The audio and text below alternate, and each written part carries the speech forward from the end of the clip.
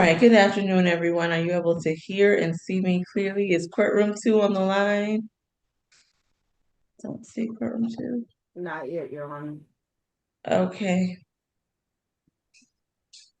In the meantime, have all defense attorneys had the opportunity to interview their clients? Miss Young, I can't hear you. Can you hear me now, Your Honor? Yes, ma'am. Okay, did you get the add-on? I did, unfortunately.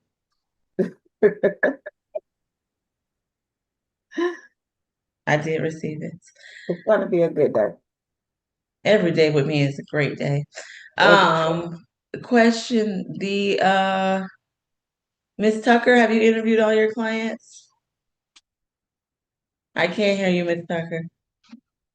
Ms. Young, will you call the jail? It's 2 o'clock. They should be logging on. Yes, ma'am, I got you. Thank you. I'm sorry, Ms. Tucker. Yes, you sound very low, but I can't hear you. Have you interviewed all your clients? Yes, I've interviewed them all. All right. Are there other defense attorneys on the line? And have you interviewed all your clients? I've interviewed all mine as well. All right. Good afternoon, Ms. Rainford. Thank you. Is anyone at the jail today, or are you all public defenders are on Zoom? I was at the jail earlier and I did my interviews there, but now I'm via Zoom. All right. We'll hold until courtroom two comes online. Your Thank you. Honor, I do have one client at South Annex that I have to interview. He's 17 years old, Mr. Singfield, and I'm on the hold by South Annex. I just wanted to let you know that Okay. I will be He's interviewing. number 25. Okay. Yes. All right, thank you. We'll be on hold until courtroom two logs on. Thank you.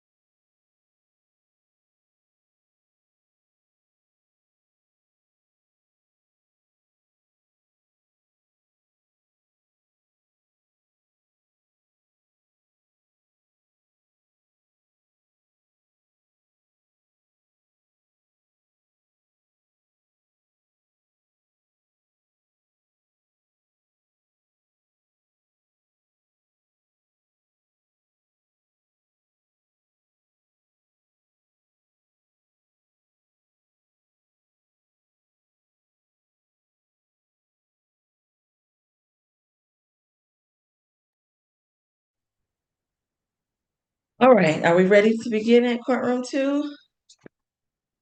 We ready? All right, is everyone else ready? Good afternoon, everyone. This is the state expedited accusations calendar in the state court of Fulton County, Georgia. I am Judge Melanie Williams, and at this calendar today, we will address cases for those individuals who have been recently arrested, but the cases have already been formally accused and bound over to state court. All defendants, you have an absolute right to remain silent. Anything you say regarding the facts of your case can and will be used against you. You also have the right to an attorney today. As you can see, I am conducting this hearing by video. I am not there in person with you. That means any member of the public can log on and watch. Do you understand? When I ask if you understand your rights, that is what I'm referring to. Who do we have first?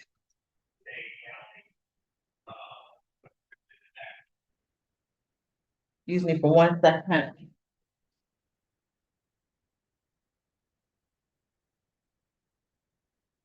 All right, I have returned. Who do we have first? Are we ready for anyone?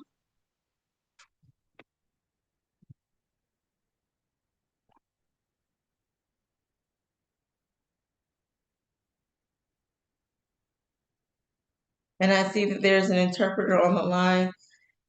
Who required the Spanish interpreter? Has that interview already been done? It's position 16, Your Honor. Okay, I was Miss. asked to conduct the interview using the language line. Okay, that's what I wanted to ask. Were they already done and we just need the interpreter for the purpose of the hearing? Yes, ma'am. Wonderful. Thank you for doing that ahead of time. Can we take the interpretation case first? Are there any private attorneys on the line?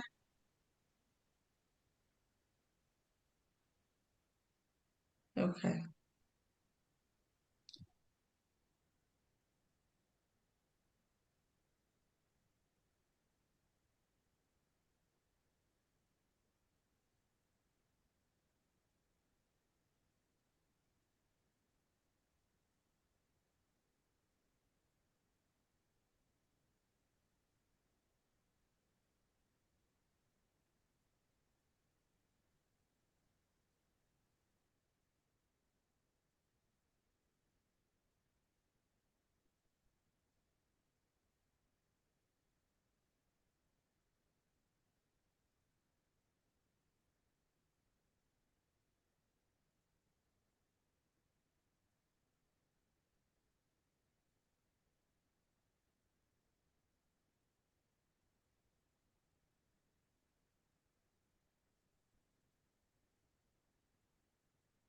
I'm sorry, and Miss Young, when's my reset date? I'm sorry, Your Honor. I'm sneezing. It is. Oh, oh, I want to say the 5th. March What's the 3rd? again? Is it March 3rd? No, Nope. it's Friday, so it's Thursday, March 5th. March 5th. Thank you. You're welcome, Your Honor. All right, is this our interpretation case?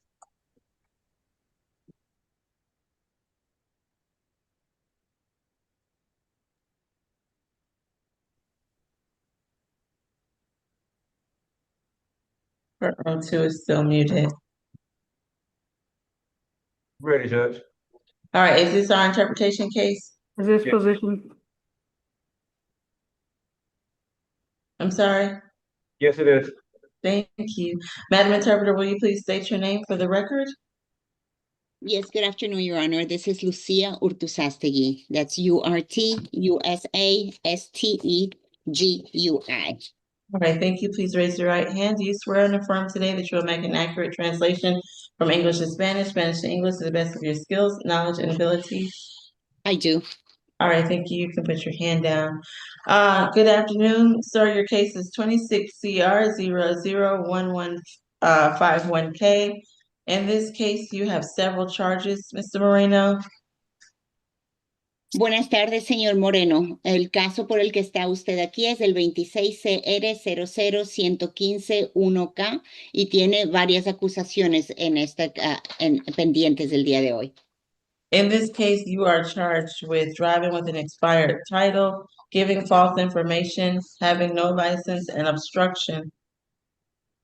Las acusaciones son conducir con una placa sin registración o con placa o título expirado, dar información falsa a agentes de la ley, el no tener licencia de conducir en su persona y obstrucción a agentes de la ley.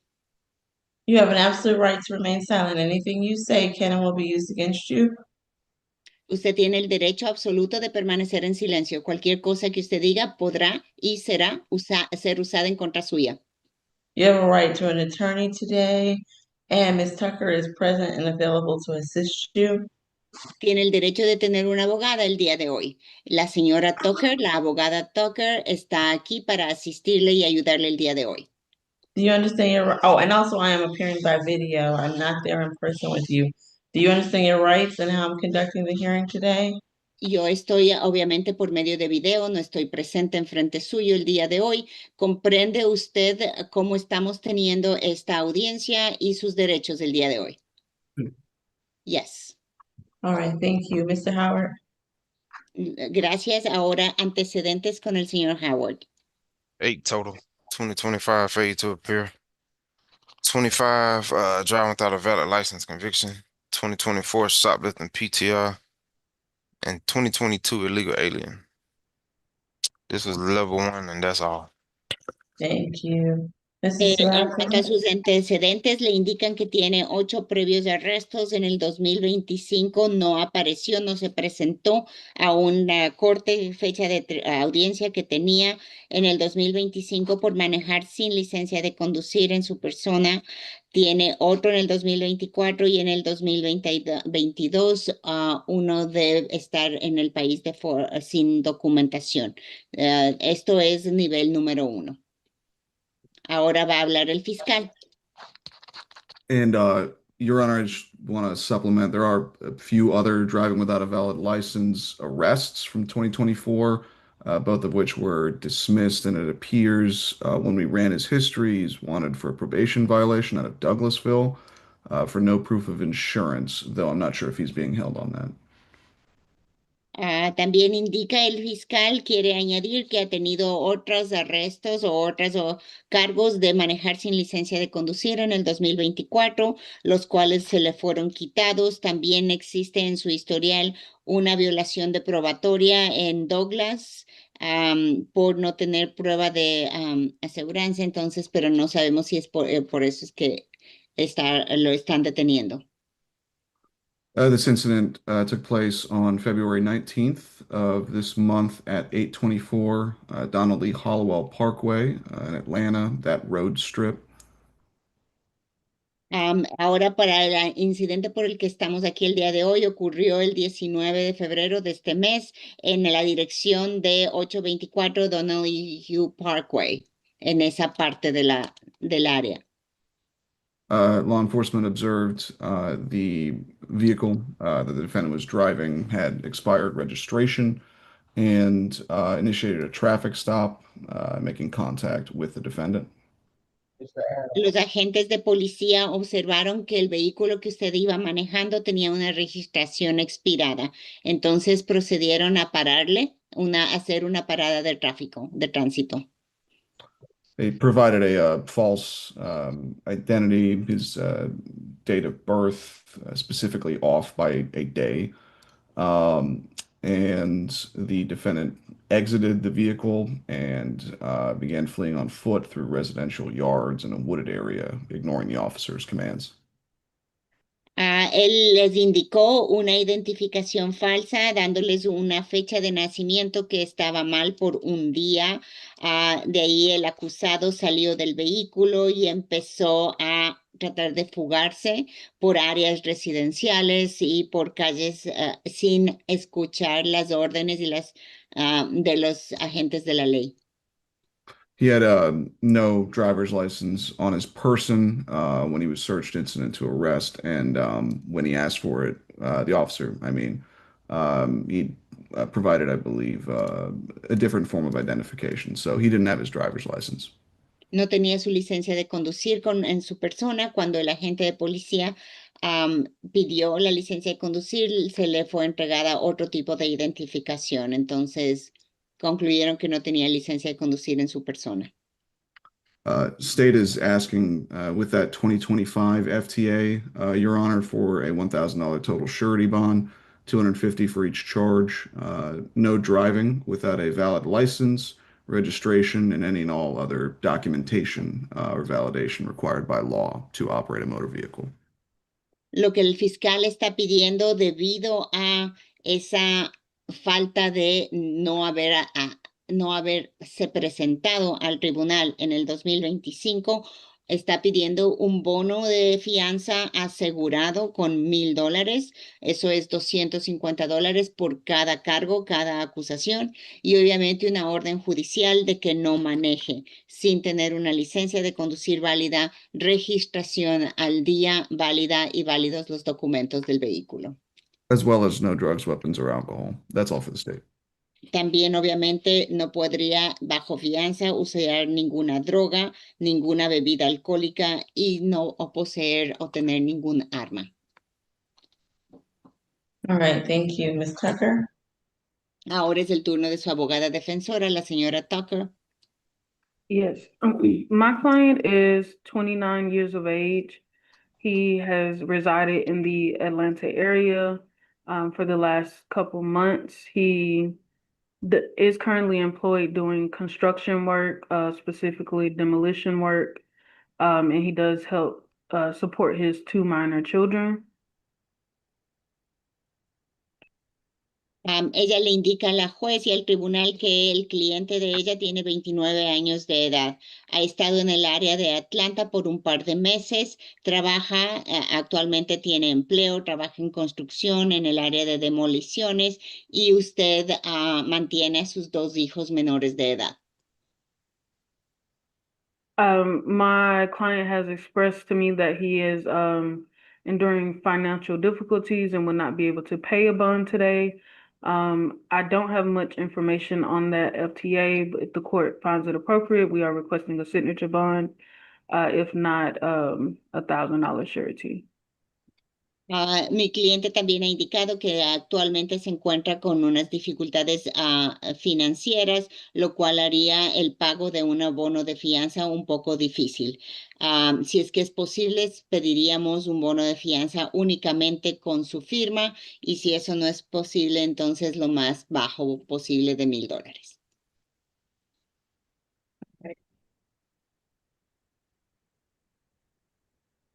All right, defendant is gonna receive a $10 cash bond, broken down as follows, $1 on count 1, $2 count 2 and 3, and $5 on count 4. He is to not drive unless he has a valid license, have no alcohol, drugs, or weapons. As he is getting a cash bond, he will be going to state all purpose on March the 5th.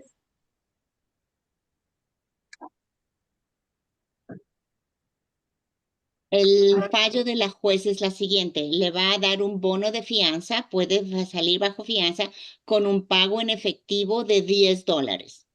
Eso es $1 por la primera acusación, $2 por la segunda acusación, $3 por la tercera y $5 por la última. Una orden judicial de que no puede manejar, no debe manejar sin una licencia de conducir. No puede beber bebidas alcohólicas, usar drogas o poseer ninguna arma, ninguna droga o bebida alcohólica durante todo el tiempo que está bajo fianza. Y aparte, ya que es un bono de fianza en efectivo, necesita presentarse en el calendario de la corte el día 5 de marzo. Eso es parte de la orden judicial. Is there anything additional from the state of the defense? Nothing. No, Your Honor. Thank you. All La right. La juez pregunta si es que hay algo adicional, tanto de la fiscalía como de la defensa, le indican que no, entonces eso es todo. All right, best of luck to you, sir. That concludes your case. Buena suerte, señor, eso termina su caso el día de hoy. Pues, ¿puedo hacer una pregunta? Did you have a question, sir? Very ¿Tiene briefly. una pregunta, señor? ¿Qué pregunta tiene? Sí, sobre la probatoria de Douglas B, que yo falté fue por falta de trabajo. ¿Cómo haría yo en este caso? Yo tendría que dirigirme allá, me irían a buscar, o cómo hago eso yo, porque, o si me dejan allá arrestado, entonces si pasa del 5 yo no quiero seguir teniendo problemas. Entonces, ¿cómo hago en ese caso? The reason why I missed probation appointment on Douglasville was because I couldn't get Okay. there. We don't need to get into those facts. Ok, no tenemos que hablar de eso en este momento, en esto de esos hechos, indica su abogada defensora. Y la otra cosa es que cómo yo haría, porque en el otro caso es que en el vehículo se quedó mi dinero, todo, y yo no tengo aquí nada, incluso perdí mi teléfono, todo, y no tengo ni cómo pagar los $10, porque yo tenía era el dinero en el vehículo. How could I retrieve? Because in the vehicle is where my phone is and where my wallet is. So at this specific point, I cannot even pay the $10. How can I retrieve that from my vehicle? I don't have that information, sir. Perhaps you can, Ms. Tucker, maybe you can give him a call at the jail. I don't know. I would have to give a call. All right, Ms. Tucker will give a call and try to give you some information, sir. En este momento nosotros no tenemos respuesta para eso. Eso es aparte de la juez, pero su abogada defensora le va a hacer una llamada a la cárcel para indicarle qué es lo que va a poder, lo que se puede hacer. Okay, thank you. Okay, thank you. All right, Lucia, thank you. Will you please sound to see if anyone else needs your assistance? Yep. Damas y caballeros, si es que están sentados en la cárcel esperando audiencia y necesitan un intérprete en español, por favor, levántese y párese y levante su mano. Damas y caballeros, si es que alguien se encuentra en la llamada de Zoom que necesite un intérprete en español, por favor, abre su cámara y su micrófono. Yes, Your Honor, sounded both for court, at the jail, as well as via Zoom. Thank you, Lucia. I appreciate you. Take care and have a wonderful weekend. Bye-bye. Thank you, Your Honor. You do the same. Have a good afternoon. All right. Thank you. Who do we have next? Position 7, Mr. Gaston. Thank you, Mr. Gaston. Good afternoon. Your case is 26 CR 001108E. In this case, you're charged with 3 counts of battery family violence. Do you understand your rights today? Yes. Mr. Howard? 33. Last arrest was on the 17th of this month. Possession of marijuana. Here in county. Last violent conviction I saw was in the 90s. It's level 3. That's all. Thank you. Ms. Evans Battle? Yes, Your Honor. On December the 29th of 2025, officers went to 751 Fairburn Road Southwest regarding a domestic dispute, made contact with the victim, Jessica Hill, who indicated that Mr. Gaston had contacted her because he needed a place to stay. And when she opened the door, she could smell alcohol coming from him. His eyes were bloodshot red and he had slurred speech. She told him to sober up, take a shower. He became upset and he punched her in the face several times with a closed fist to the face. The officer was able to observe abrasions to her lower lip and redness around her cheek and forehead. She called 911 and he had left the scene at the time. The bond recommendation is for a surety bond in the amount of $2,000 as to each charge. That would be a $6,000 surety bond. No further contact with Jessica Hill. Stay away from the 751 Fairburn Road location. Asking for an alcohol drug evaluation and through a social worker visit. No alcohol, drugs, or weapons while out on bond. All right, thank you. Ms. Hill, I see you on the Zoom conference. If you wish to make a statement, this is your opportunity. Please unmute and raise your right hand and wait for me to give you some instructions. Yes, I'm present. We need you to turn on your camera and raise your right hand and wait for further instructions before you start talking. Please raise your right hand. Do you swear or affirm the testimony you give today be the truth to the best of your knowledge? Yes, ma'am. All right, I'm going to give you some instructions. Thank you. You can put your hand down. This is just a bond hearing. The defendant is entitled to a bond today as this is a misdemeanor offense. What I'm most concerned with are any concerns you have for your safety and whether you wish to have contact with the defendant. Other facts can be fleshed out at another point. If you disagree with Ms. Evans' battle, that's not what I'm most concerned with. So in light of those instructions, Ms. Hill, what would you like to tell me? I just want to reiterate that I am more concerned about his safety and him receiving some type of alcohol anonymous assistance and counseling. I'm not looking to force or press any charges towards him. Thank you. I appreciate you coming to court and making that statement. Who represents this defendant? Rger. All right, Ms. McLeod, please proceed. Is this your client, Ms. McLeod? It is, Your Honor, and I apologize. That's someone that called me, so I didn't hear what was said. Oh, okay. Well, we just heard from Ms. Hill and Ms. Evans' battle has requested a $6,000 surety bond and no contact. Your Honor, based on what my client tells me, they have been in a relationship for more than 20 years. they also share a child, and he would like to have contact, and he believes that she would, but I don't know. Did she come on? Yes, ma'am. Yeah, she's there and she presented. Did she say she wanted contact? I do not Yes. have a problem with him still having contact with his daughter because he is a great father.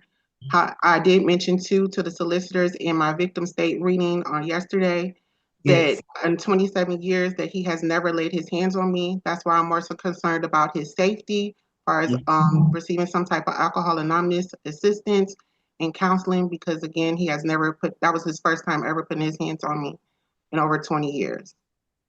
Yes.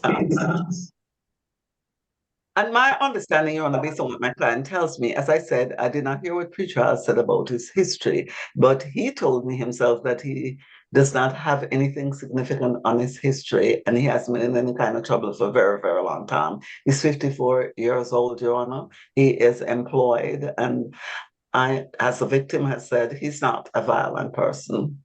So I'm asking the court to consider signature bond for him, perhaps at level 2, so that he can get out of jail and continue to work and to provide for his children.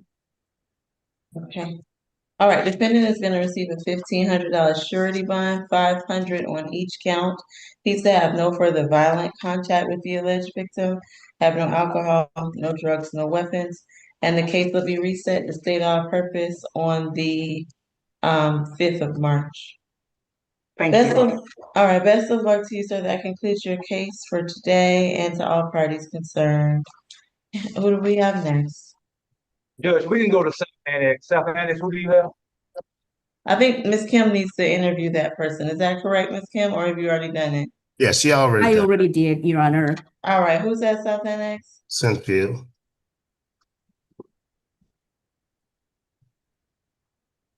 Okay. All right, good afternoon, Mr. Singfield. Your case is 26 CR 001107H. In this case, you're charged with wearing a mask, obstruction, loitering, and prowling. Do you understand your rights today? Yes. All right, I have it. This is first arrest, so we will go to Mr. Sirocco. Yes, Your Honor, I don't believe you mentioned there was a reckless conduct charge. There was an amended accusation filed for that actually, but there are 4 charges here. Okay, yes, and yes, I see it. A reckless conduct. Your Honor, this incident took place February 18th at one of the gas stations. It was a gas station located at 3015 Jonesboro Road, southeastern Atlanta. There's an officer that initiated contact after observing an individual, later identified as the defendant, wearing a black ski mask on the public roadway near that gas station, who then attempted to avoid contact by changing direction. The officer had approached and saw that he had was backing away, holding his pocket, observed his hand on a gun handle through his pants. When the officers exited their vehicle, the defendant ran. Another officer intercepted him. There was a struggle that ensued. During those detention efforts, an AR-15 style rifle fell from the defendant's waistband to the ground. And the defendant, during the officer's attempts to detain him, attempted to grab that firearm, which was loaded. There was a round in the chamber, prompting the officer to have to stop him by force to secure his own safety. The state's recommendation, given the danger to the community this kind of behavior poses, danger to officers that this kind of behavior poses, and the risks associated with that is a $6,500 surety. We're recommending $5,000 on the reckless conduct, Your Honor, and $500 on the other 3 charges each. We are recommending a 6 p.m. curfew, no drugs, weapons, or alcohol, and surrender any and all firearms to the sheriff's office, Your Honor. Okay. Ms. Kim? Yes, Your Honor. My client is only 17 years young, Your Honor. He's still in school, senior, expecting to graduate this May 2026.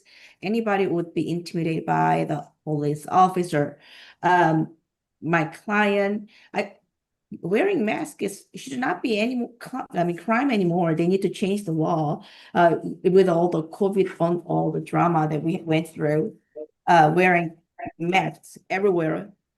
Your Honor, I believe his mother is willing to co-sign. So we would like to request for signature on bond. This is his first arrest ever. He's a very good student. He wants to be a lifeguard. And after that, he also want to drive commercial trucks with a CDL license. I guess there's no other conditions that we need to worry about. So I strongly ask for signature on bond through pretrial. What is his mother's name? Courtney Evans, and his father is also willing to be a co-signer. Darren Dix, Dicks is the last name. Okay, I am gonna require a cosigner. Okay, defendant is gonna receive, I'm in a really loud place. Defendant is gonna receive a $4,000 signature bond at level 1 through pretrial services. He is gonna do 20 hours of community service. He is going to have a 6 p.m. curfew, 6 p.m. to, what is it, 9 a.m. normally, Mrs. Sirocco? I believe so. Usually, I believe. Unless he's going to work or school or some other structured activity, otherwise the curfew does apply. He is gonna have to have a co-signer. I'm not gonna allow him to sign because he's 17, and he must be fully enrolled in high school and engaged in it. Sir, this is a wake-up call for you and an opportunity to realize that your life is at a crossroads. I expect that you will turn it around and take this matter very seriously. If this needs to be per judge, it can be per judge. Is there anything additional from the state or from the defense? Nothing further from defense, Your Honor.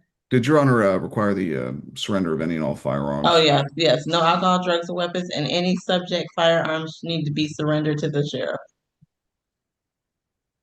All right, other than that, anything else? All right, hearing none, best of luck to you, Mr. Singfield. Who do we have next? Position 26, Ms. Smith. All right, good afternoon. Ms. Smith, your case is 26 CR 001113C. In this case, you're charged with criminal trespass. Do you understand your rights today? So we have, and Ms. Kim, this is your client? Yes, this is my client. Do we have special calendar concerns here? We do. Okay, understood. All right, Mr. Howard. 22. Got an open disorderly conduct trespass out of the cab. Got FTAs from 2025, 24, 2019. All right. Mrs. Rocco, in light of that, and I think I have the flavor of this case, where was she? And I'm assuming she had been criminally trespassed from there before. I believe so, and also she was told to leave multiple times and didn't. It's the 1700 Monroe Drive, Atlanta, Kroger. Okay. Yes. We're recommending a $1,000 surety with a social worker visit. All right, Ms. Kim, I know you're gonna advocate for a signature bond, but Vinny, very briefly, I'm inclined to go with Mr. Sirocco's thoughts here, but go ahead, Ms. Kim, any other information? I believe I've seen this party before, but go ahead, Ms. Kim, very briefly. Yes, 33 years old, residentially challenged. Social worker visit is strongly recommended for housing resources and BHET. We would like to request for the lowest possible bond, maybe $10 cash bond. Even that, I don't think she has anybody who can pay for her at this point. There's no other phone numbers that we can call for bond payment. So that's about it. All right. Maybe reschedule to a competence calendar at 11 a.m. We can't only, unless you're gonna go ahead and do the eval, but Miss Young, this day is already a Thursday, correct? My reset date is a Thursday? Yes, Your Honor. Okay, so the parties who are aware of the issues will be there. That Okay. calendar does, so she'll be reset appropriately. Okay, defendant is gonna receive a $5 cash bond. She's to stay away from that Kroger on Monroe Drive, have no alcohol, drugs, weapons. We're gonna have the social worker visit to see if she needs to go to our 11 a.m. calendar. Sure. Is there anything additional? Nothing further from defense, Your Honor.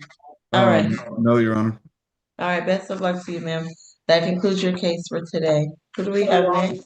you want her on the regular SAP for that Thursday, or you want her on No, another? yeah, she's gonna stay unless and until the public defender's office requests an evaluation. I just put it on the same day. All So, right. but if Miss Kim, do you intend to request that eval now, or we're just gonna stick with the social worker Today, visit? yes, I So will. yeah, so she stays on SAP for right now. All Could I right, get that reset date, Judge? it is March 5th. Thank you. All right, who do we have next? Position 9, Ms. Holmes. Okay, Ms. Holmes, good afternoon. Your case is 26 CR 001145L. That's new too. You're charged with shoplifting and giving false information. Do you understand your rights? Is that a yes? This you can do a thumbs up. I have it. This is her first arrest. So we'll go to Ms. Evans Battle. What I'm Yes, most concerned we with. had a consent bond for her to get a $2,000 signature bond through the jail and stay away from the Lululemon 1168 Howell Mill Road Northwest. What was the value of what she took allegedly, Ms. Evans Battle? She didn't take anything. It was Allegedly.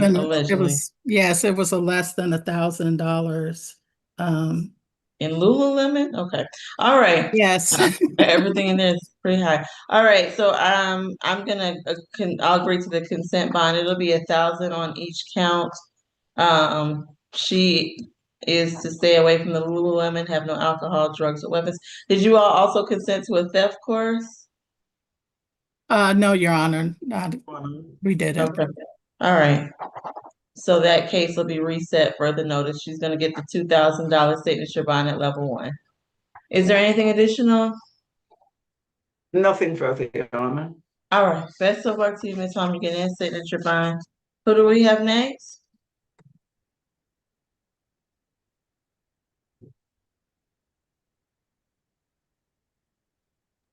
Position 4, Ms. Catalina.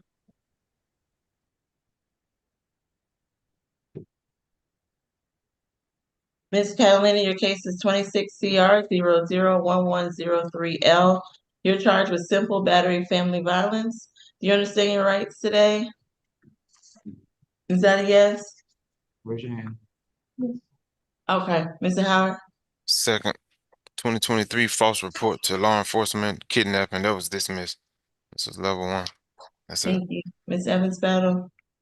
Yes, on February the 18th of 2026, officers responded to 710 Peachtree Street Northeast to an apartment, spoke with the victim, Denarius Wright, who indicated that there was a verbal argument over religion and infidelity between the parties, and that she slapped him across the face.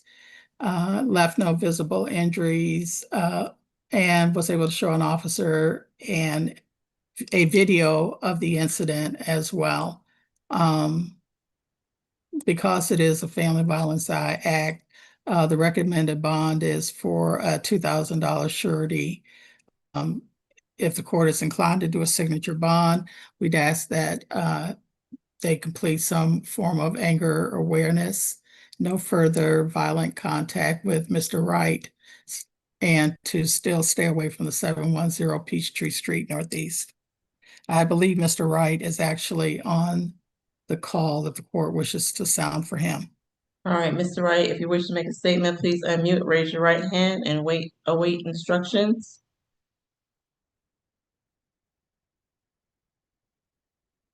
Mr. Wright, you're still muted.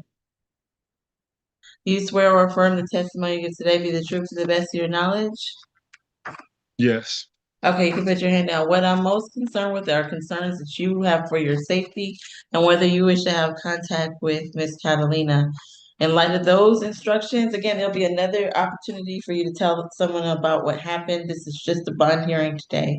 What would you like to tell me, Mr. Wright? Yes, I think that she has learned her lesson for sure, 100%. And I don't think no contact would be necessary. But we have health insurance, and we're definitely going to get anger management for her as well. And we can go forward from there. But we already have planned to get her therapy and anger management. Okay. I appreciate you coming to court and giving us that clarification, all right? Ms. Thank Rainford, you. do you object to a signature bond, no further violent contact, and a one-day anger awareness course? No objection, Your Honor. All right, defendant is gonna receive $2,000 signature bond through pretrial services at level 1. She's to have no further violent contact with Mr. Wright. She's gonna take the one-day anger awareness course, and she's to have no alcohol, no drugs, no weapons as a condition. Her case will be reset for the notice in light of the signature bond. Is there anything additional? No, Your Honor. All right, best of luck to you, Ms. Catalina, and to Mr. Wright. This case is closed for today. All right, who do we have Thank you. next? Are we all right at courtroom 2? Position 2, Ms. Bales. No. We're not okay? We okay? Position 2, Ms. Bales, Judge. Okay, all right, Ms. Bales.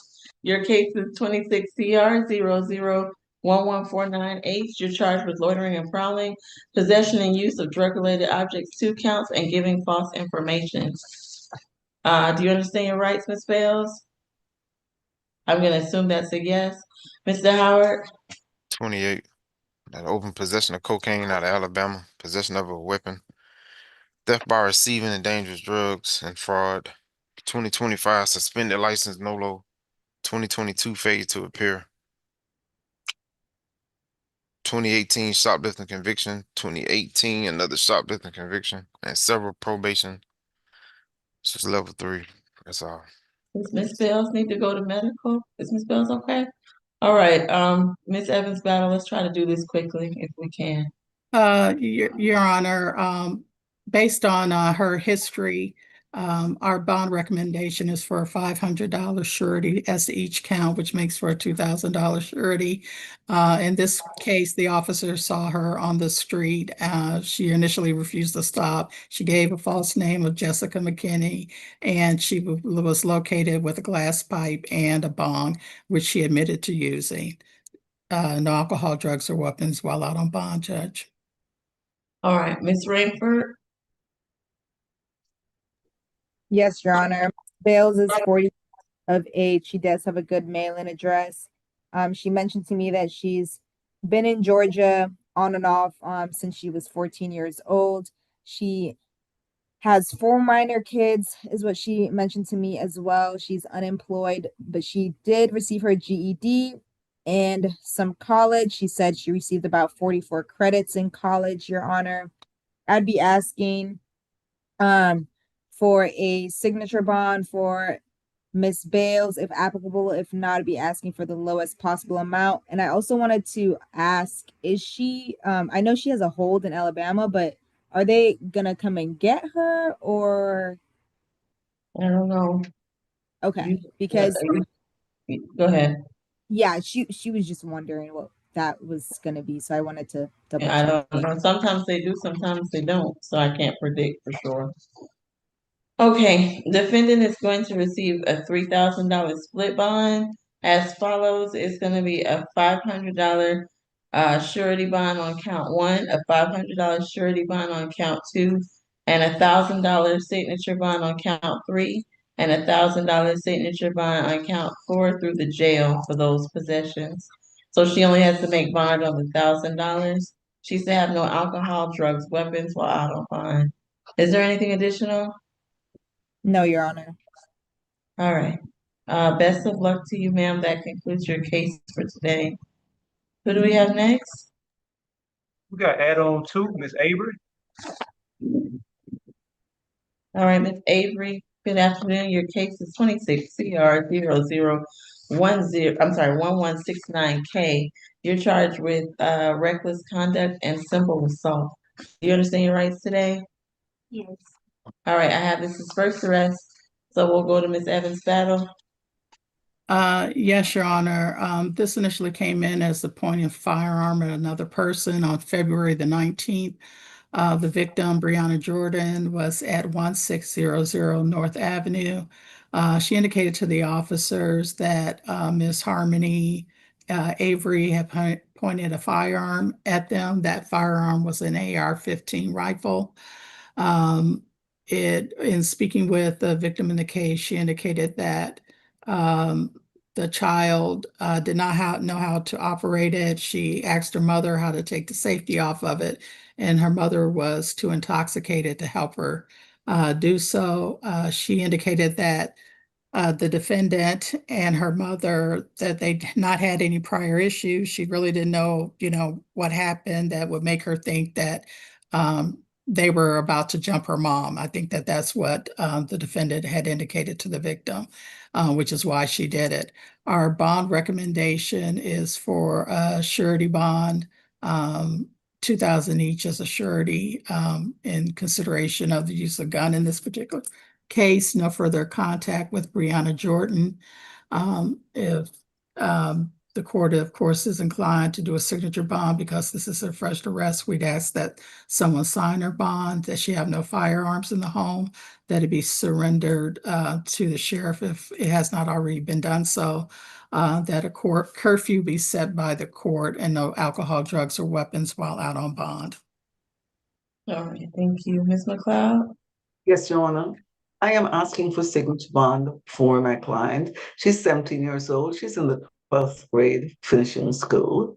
She tells me that she did not point the gun at anyone. She tells me her younger brother, who was only 9 years old, the gun actually belongs to her uncle. She said, brought the gun to her. He had the gun, and she took the gun from her younger brother, and she was asking how to put the safety on, not off. She did not point the gun at anyone. She's not a gun user, Your Honor. She is essentially a child, and that is what she told me. She did not point the gun at anyone. She was just trying to see if she could secure the gun. That is all. So I'm asking for signature bond for my client, Your Honor.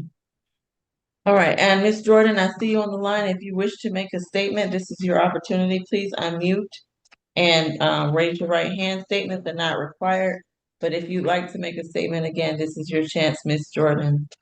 I am sounding for Ms. Brianna Jordan, who I do see on the line. Ms. Jordan, I need you to sit down if you wish to make a statement so we can actually see you. All right, we're looking at the ceiling. Please raise your right hand. Do you swear or affirm the testimony you give today be the truth to the best of your knowledge? Yes, ma'am. All right, what would you like to tell me? That is not true what she was saying. She was saying, I have proof that she was saying that, according to my auntie, that she was saying, how you turn the safety off. She tried to tell it. She had pointed up at us. But it's cool because I don't got no problem with the girl. And she come home. But, yeah. Okay, I appreciate you coming to court and making that statement, Ms. Jordan. All right, so defendant is going to receive a $2,000 signature bond. I'm sorry, it's going to be $4,000 signature bond, $2,000 on each count. She is to have no further violent or harassing contact with Ms. Jordan. She's to have no alcohol, drugs, or weapons. She is 17 years old. Ms. McLeod, I am going to require a co-signer for her. Is there somebody who can co-sign her bond? No, Your Honor, her mother was also arrested, so she doesn't have no one to sign the bond. There's no one, she's only 17, Ms. McLeod. I am not inclined to give her this signature bond without a co-signer. I'll speak to her, Your Honor. Okay, Ms. jail. McLeod is gonna call the jail. Let me finish. She's also gonna be under that 6 p.m. to 9 a.m. curfew unless she has school functions or any, something that's related to school or work. She's also gonna do 20 hours of community service, and she's to surrender the subject firearm, have no alcohol, drugs, or weapons. If Ms. McLeod could call courtroom 2 so that she can see if we can find a co-signer for her. Otherwise, I'm not inclined to give her this signature bond. Your Honor, All I right. would like to state that the gun is not hers, of course. It's not even her mom's. I believe it belongs to her uncle. Well, whoever it is, if she has possession, it needs to be surrendered. All right.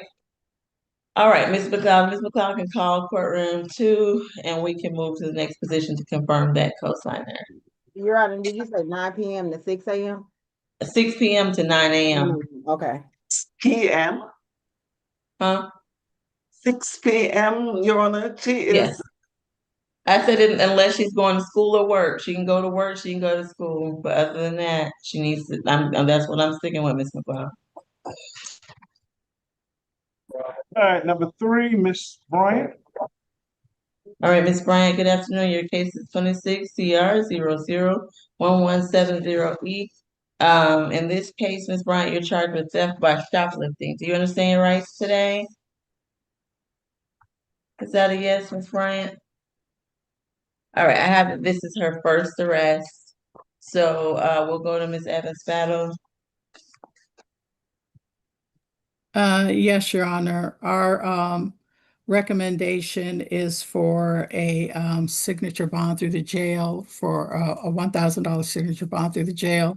Stay away from the Lululemon at 1168 Howe Mill Road, Northwest. No alcohol, drugs, or weapons. No further violations of the law while out on bond. Okay, this one was also a consent bond or no? I sent one, but I didn't get a response, so that will be a recommendation. Okay, hold on. Okay, Yeah, go ahead, I Ms. sent it to Evans. the defense attorney, Judge. Okay, understood. I'm assuming there's no objection to that, Ms. Rainford.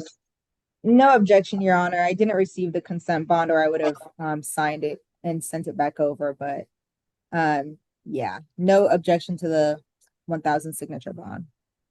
Okay, let me look at. And again, less than $1,000. Yes, Your Honor. Okay. All right, defendant is going to receive $1,000 signature bond through the jail. She is to stay away from the Lululemon on Howell Mill Road, have no alcohol, drugs, or weapons, and no further violations of Georgia law. In light of the fact that she received a signature bond through the jail, the case is reset for the notice. Is there anything additional from state or defense? No, Your Honor. All right, best of luck to you, ma'am. That concludes your case for today. All right, who do we have next? Your Honor, on that previous consent bond, you know that it had jail on there, but you said signature bond pre-trial level 1. I know because she has a obstruction which cannot go through the jail. I mean, she had a false information. The second charge is one that's bail restricted offense and can't go through the jail. Okay, thank you. I did change it on there. I was just making sure. Thank you. All right, Yes, so ma'am. I'm confused. Let's go back. The previous one, so that's a split with pretrial and jail? No, it's all pretrial. Okay. Level 1? Level 1. Okay. Yeah. That House bill restricts that one. So okay. All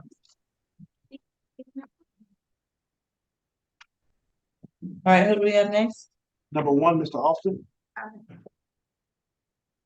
Mr. Number 1? Oh, Mr. Austin. Okay, understood. All right, Mr. Austin, good afternoon. Your case is 26 CR 00104G. In this case, you are charged with being a pedestrian in the roadway and obstruction. You understand your rights today? Yes. All right, I have this first arrest, Miss Evans Battle.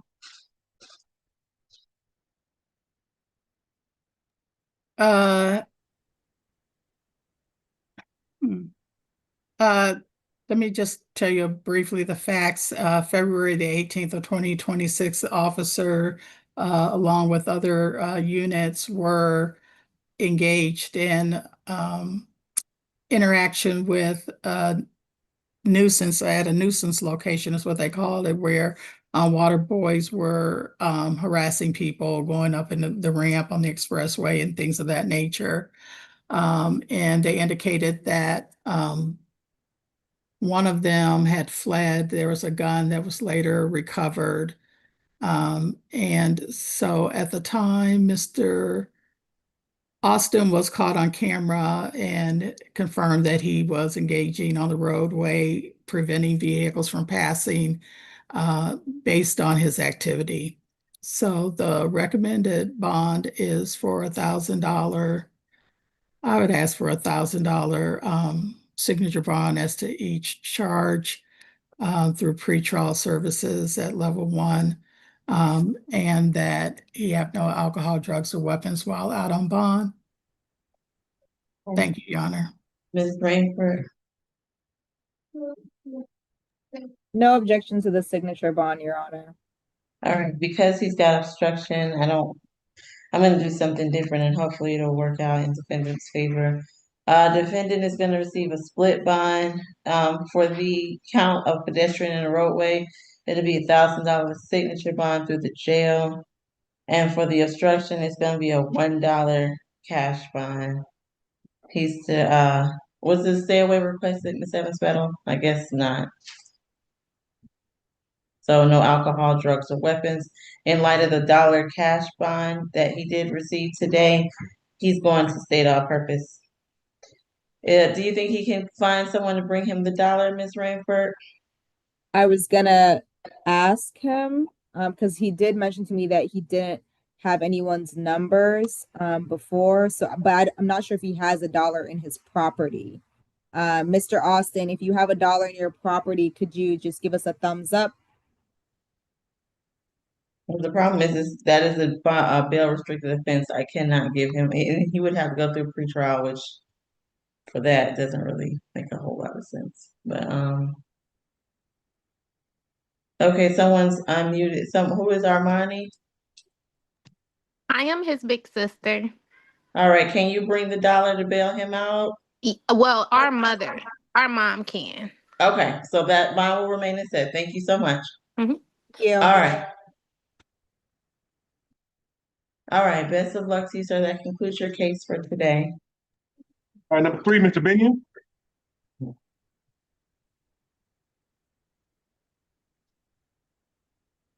All right, Mr. Binion, your case is 26 CR 001102E. You're charged with simple battery against an officer and criminal trespass. You understand your rights? All right, thank you. 60, Okay, go ahead. I'm sorry. 61. FTAs from 2026, 25, 24, 2024 trespass NOLO, 2023 failure to appear, 2020 FTA, 2019 FTA, 2018 trespass conviction, and 2017 FTA. This is level 4. That's all. All right, thank you. Ms. Evans panel? Yes, Your Honor. This happened at the MARTA. He knew that he had a permanent ban from all MARTAs. Officers apparently went to arrest him and he slapped the hand of one of the officers. The bond recommendation is a 2,000 surety as to each count. That's what's already been said by the magistrate. In consideration of all of his FTAs and his significant history. No alcohol, drugs, or weapons while out on bond, and stay away from the MARTA in compliance with the permanent ban that's already in place. All right, thank you. Ms. Rainford? Yes, Your Honor. Mr. Binion is 64 years of age. He does stay out in Madison, Georgia, is what he told me. So he does have a good mailing address. However, he is trying to get set up in the system, not in the systems, excuse me, get set up in the city. He's trying to get into a program, either PAD or Gateway. He mentioned to me he's a Georgia native. He's currently unemployed. He did receive his GED. He's not going to be able to afford a $2,000 surety bond. And he also mentioned to me that the officer was the one that was getting aggressive towards him. And so he was just trying to defend himself, Your Honor. So I'd be asking for the lowest reasonable amount because I understand that a signature bond may not be applicable in his case. So just for the lowest reasonable amount for him, Your Honor. Okay, defendant is gonna receive a $1,500 surety bond. He's to comply with all present MARTA bans, have no further violent contact with the officer, have no alcohol, drugs, or weapons, and he is also going to all purpose on the 5th. Is there anything additional? All right, best of luck to you, sir. That concludes your case for today. Who do we have next? Number 5, Mr. Davis. And I'm sorry, Judge, did you break that bond amount up? I should have 1,000, count 1, 500, count 2. Thank you. All right, Mr. Davis, your case is 26 CR. This is number 5, correct, before I go forward. Okay, Mr. Davis, your case is 26CR001150B. In this case, you're charged with simple battery family violence. Do you understand your rights today? Yes. All right, Mr. Howard. 15/2021 battery conviction. This is level 2. That's all. Okay, thank you. Ms. Evans Battle. Yes, this incident occurred January the 11th of 2025 at 3315 Roswell Road, Northeast. Shannon Wright, who is the victim in this case, was removing her belongings as she was moving out of the apartment. And he couldn't locate a watch. And of course, he believed that she may have taken the watch. She explained it was nowhere to be found. And he started, so they were arguing about it, and he hit her in the face. He punched her in the face, and then he dragged her across the floor inside of the apartment. She also indicated that he had brandished a weapon. He didn't point it at her, but he was out in the yard before police arrived doing that, threatened to shoot a citizen. The officers could not locate him, could not locate the other citizen. Our bond recommendation is for a $2,500 surety, no further contact with Shannon Wright, no alcohol, drugs, or weapons, surrendering firearms that he may have as well. Thank you, Judge. All right, thank you. Is Ms. Wright present on the Zoom conference and wishes to make a statement?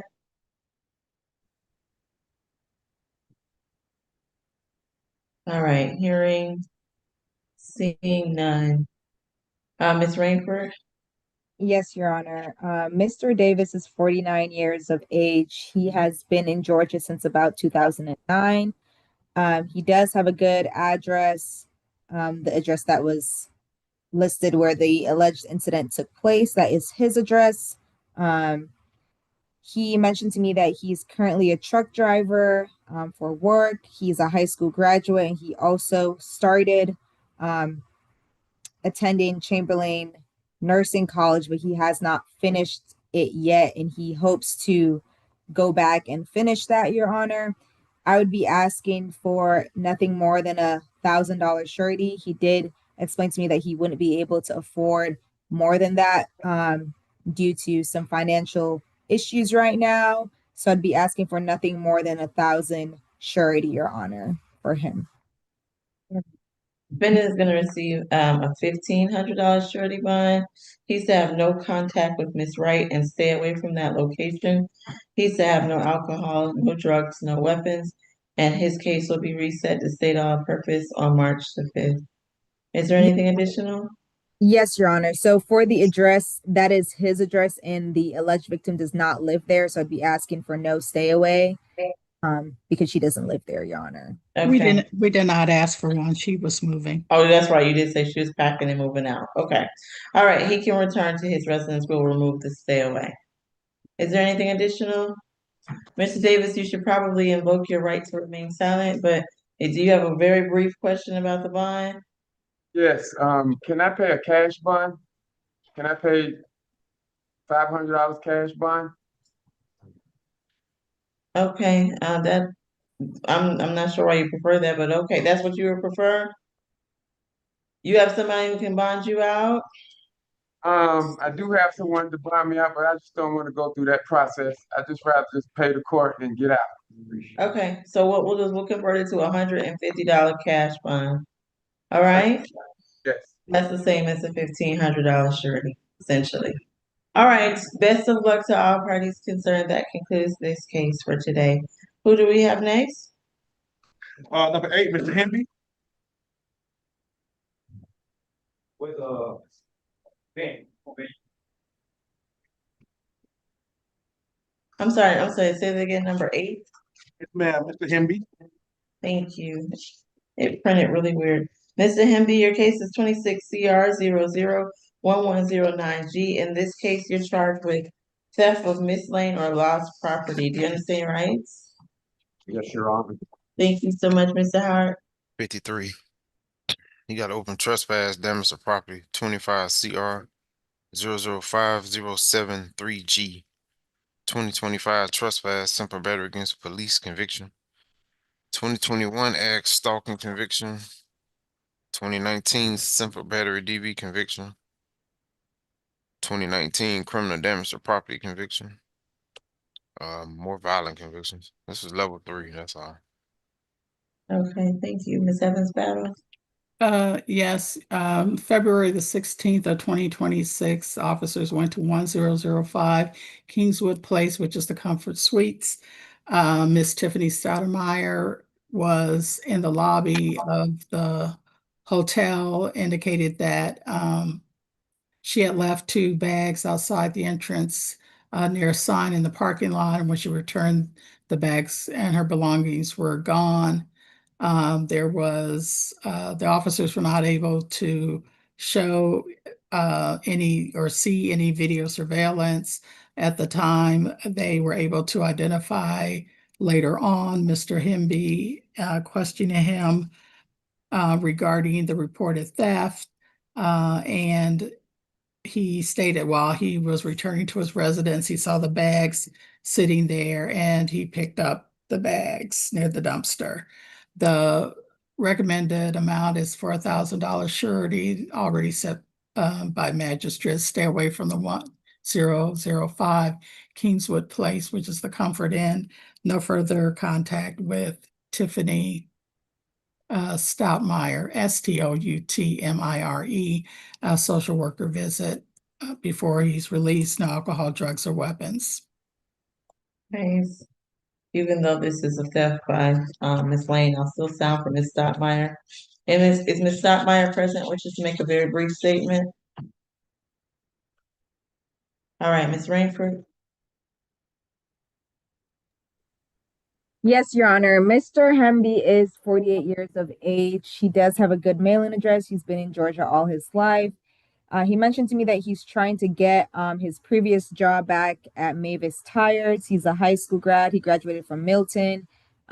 He mentioned to me that he didn't know that these things belonged to someone. They looked abandoned, and therefore it was no intent to take someone's property. He just believed they were abandoned, Your Honor, and wasn't sure why he was even getting charged with this. He has no family here, Your Honor. And so I'd be asking for the lowest reasonable amount if a signature bond is not applicable for him, because he won't be able to pay for anything to get out. All right, defendant's gonna receive a $20 cash fine. He should stay away from that. Comfort Suites have no alcohol, no drugs, no weapons. Is there anything additional from the state or from the defense? All right, best of luck to you, Mr. Henby. That concludes your case for today.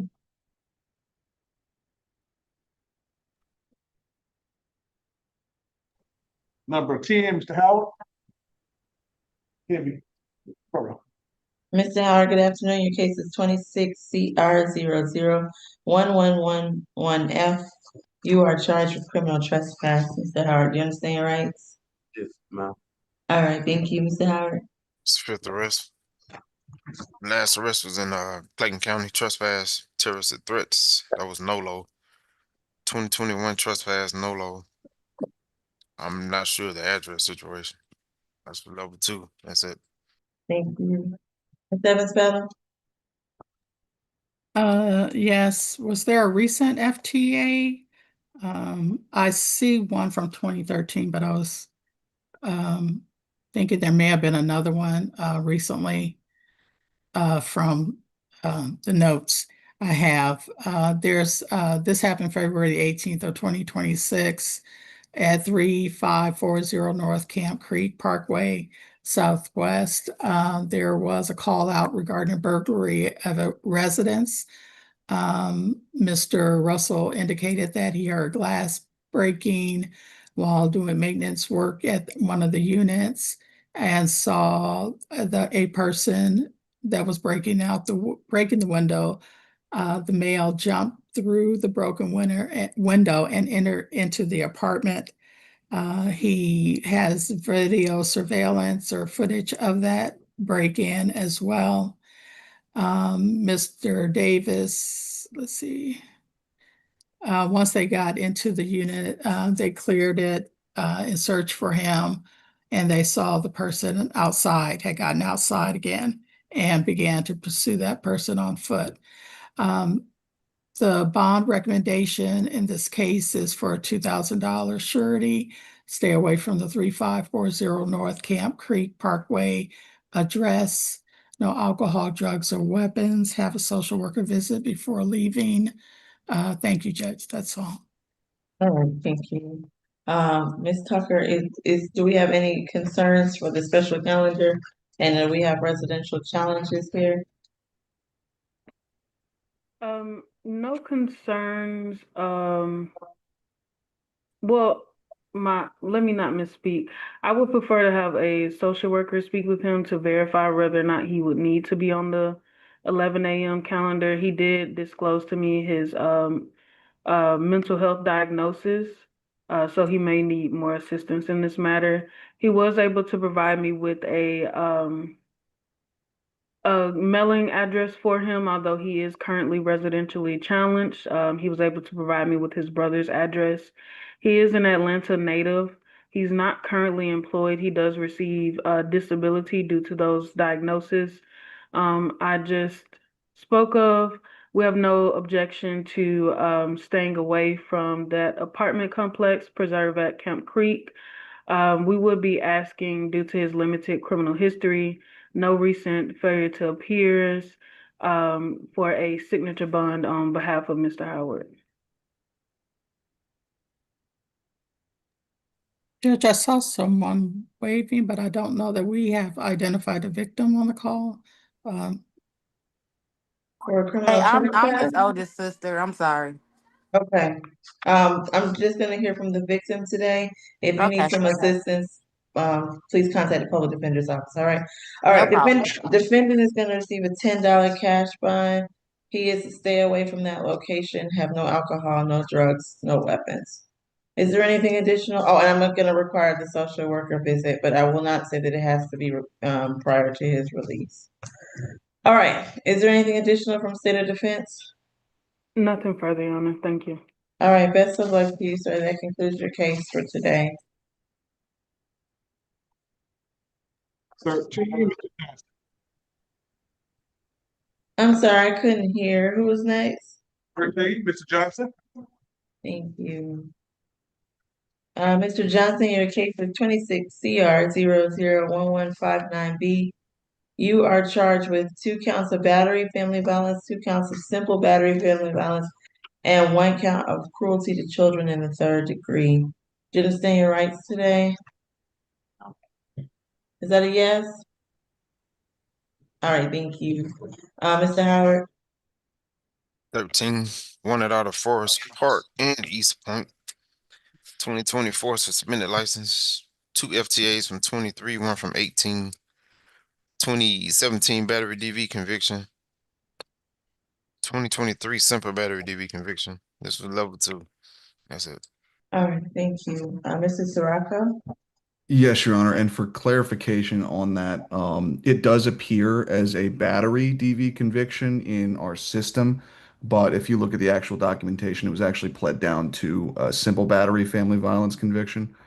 That was the one ending in 79336D. And the victim in that was different. But the victim in the 2023 simple battery family violence conviction was Miss Avery Weaver, the mother of his child, that he had pushed her down a stairwell. And interestingly enough, I saw that bond was modified for that case to put him on an ankle monitor. And he ultimately completed FFIP upon sentencing. The incident here took place on February 18th of this month at 3929 Fox Hunt Lane in East Point. It was originally, officers originally made an arrest for both the defendant and the victim here. It was a dual arrest case. We made the determination in looking at the evidence presented to us and what we saw here that the other individual, the victim, Miss Mercado Ross, was not the predominant aggressor, and I'll go into all that. So we did dismiss that case. Law enforcement responded to a fight call. And Miss Ross, whom they spoke to, explained the defendant had attempted to throw her belongings out of the house. She called 911. Officer made contact with her on scene, and she explained to the defendant, who is her boyfriend. They're in it's a polyamorous relationship, Your Honor, with other individuals, and they do reside at that same location together. Um, uh, the defendant had returned home with Ivory Weaver, the victim in that prior simple battery DB, to hash out their differences. Defendant took Miss Weaver upstairs to separate her from Miss Ross. The defendant then came back downstairs and got in Miss Ross's face, slapped her twice. She struck him back. He slapped her again, and then, from her account, slammed her to the ground 3 times, pitting her against the wall and choking her until she could not breathe and felt as though she would lose consciousness. So we are interested in performing a strangulation assessment for this case once the release process is complete. Witnesses on scene, a Miss Leverett and Miss Holloway, stated the defendant had slapped Miss Ross twice before she had punched him, but didn't witness any choking. And the defendant's 8-year-old son, who was present and saw reported seeing the incident. He alleged that the defendant slapped Miss Ross after Miss Ross punched him first, but that is his father. The defendant admitted that he pushed Miss Ross, so he did admit to physical contact, denied the rest. The officer observed Miss Ross, her injuries. She was bleeding. She had a bleeding, swollen lip, red marks, scratches on her neck, consistent with her account there. And she also had excuse me. Yeah, officers also found 2 active failure to appear warrants for the defendant, and ultimately arrested both. The with Because there were injuries and some conflicting statements, but the adults in the room were essentially in line with the victim's account here, with the exception of the choking that they say they didn't witness. Not that it didn't happen, just that they didn't witness it. With his history here and FTAs, he does present a risk of both failure to appear and harm to this victim. He does have those foreign county holes, that 2023 FTA, and the state's going to be recommending, due to those factors, a $7,500 surety, $2,500 for each battery family violence, and a $1,000 for each simple battery family violence, along with a $500 for the cruelty to children in the third.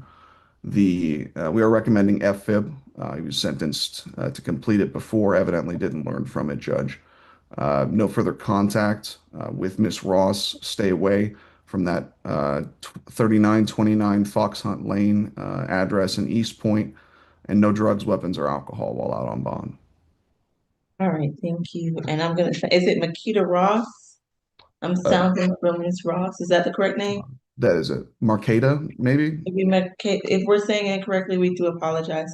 We're sounding from Miss Ross at this time. I saw somebody earlier. One last time, Miss Ross. All right, Miss Tucker, please proceed. Yes, Your Honor. Mr. Johnson is 27 years of age. He's an Atlanta native. The Fox Hunt Lane address is his residence. He's maintained for the last 9 months. He does have his high school education. He's currently employed as a towers technician with AT&T. He is the father of 9 children, and he has primary custody of 5 of his children who reside with him at the Fox Hunt Lane address. Due to this information, we are objecting to a stay away. Mr.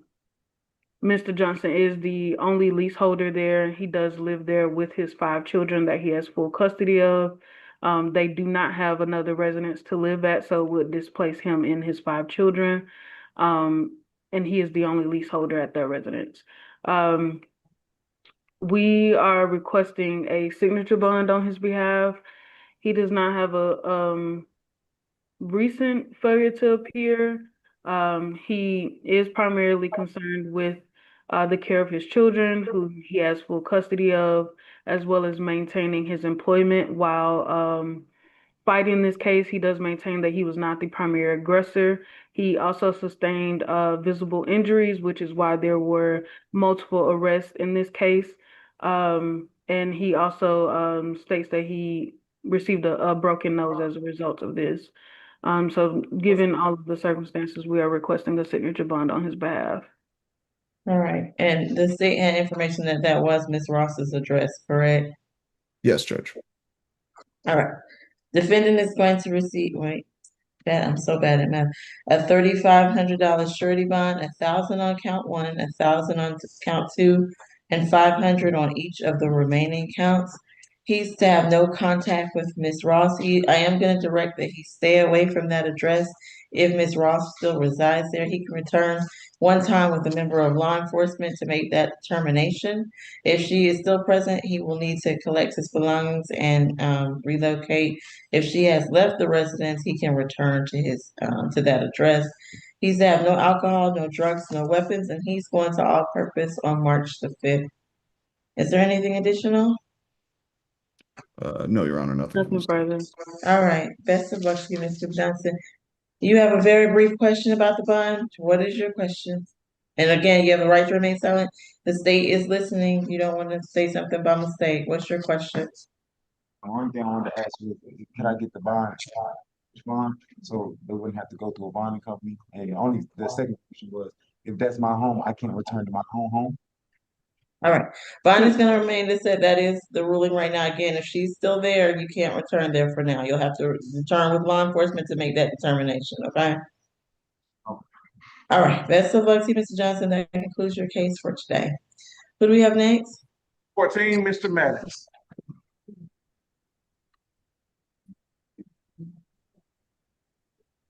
Mr. Maddox, your case is 26 CR 001120E. In this case, you're charged with simple battery family violence. You understand your rights? No. Thank you, Mr. Howard. And you got open DUI, endangering child by driving under the influence, speeding, open container, seatbelt. That's out of state court. 2024 failure to appear. This is level 2. That's all. See any violence? No. Okay, I'm just curious. All right, Mr. Sirocco. Yes, Your Honor. In that DUI case referenced, docketed to 21 CR 006936E, that is in dormant bench warrant status. The incident here was from January 29th, 2026. Mr. Maddox had invited Miss Doria Farrell, the victim, over to his residence in South Fulton. Upon arriving, he had opened the garage door, had called her a hating ASSBITCH, and kicked her on her left side. The victim and the defendant share 2 children together, ages 16 and 10, that were not present. With that open, it was appears to be an open failure to appear for that dormant bench warrant case, Judge. We did speak with the victim, excuse me. She stated she and the defendant have not been in contact. They are not in a relationship and they don't live together. They've been separated for 4 years. They do share 2 children, she confirmed. The victim said she would come over to the home to visit, and that there was a DV history between them. It was some time ago, but police were never called in those instances. Given the FTA and the mention of former history between them with domestic violence, we are recommending a $2,000 surety, 2-day anger awareness, no further contact with Doria Farrell, stay away from the victim's residence, wherever she may reside. There may need to be a third-party transport for the children here, and no drugs, weapons, or alcohol while out on bond. All right. Is Doria Farrell present and wishes to make a statement?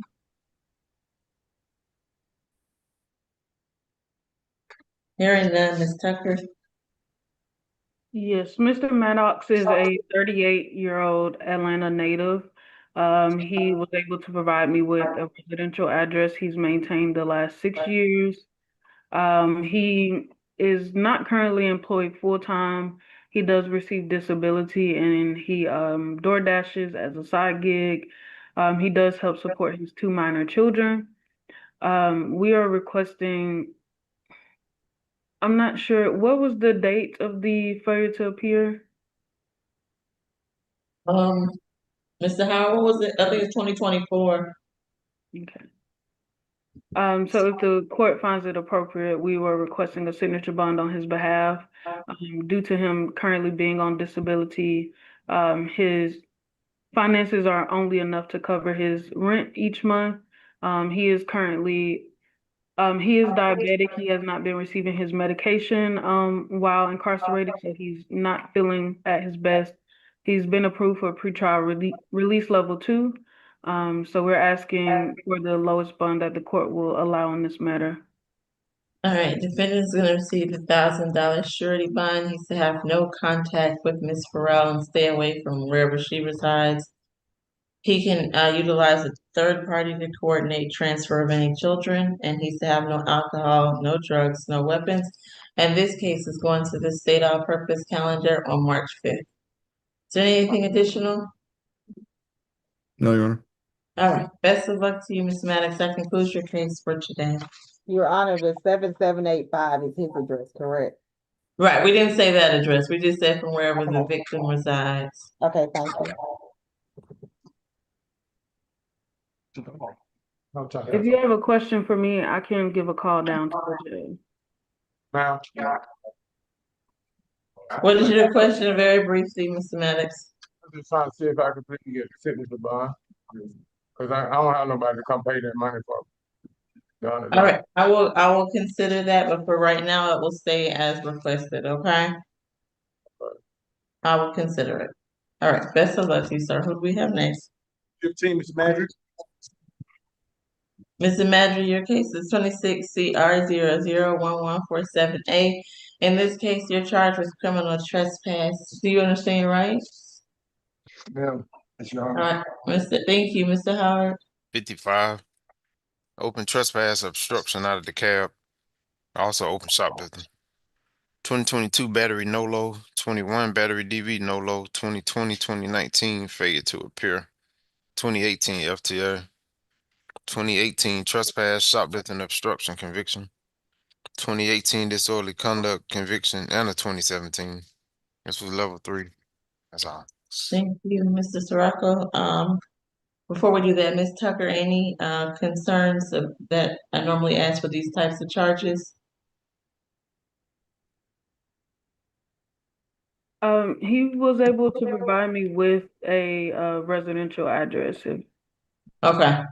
All right, thank you, Mr. Sirocco. I'm most concerned about if he has an open trespass. So, what was the location? And I'm assuming he's been warned several times. This was 80 Jesse Hill Jr. Drive in Atlanta, the Grady Hospital. Right, Grady, okay. Yeah, refused to leave multiple times. There was a lot of, I mean, arguably disorderly conduct.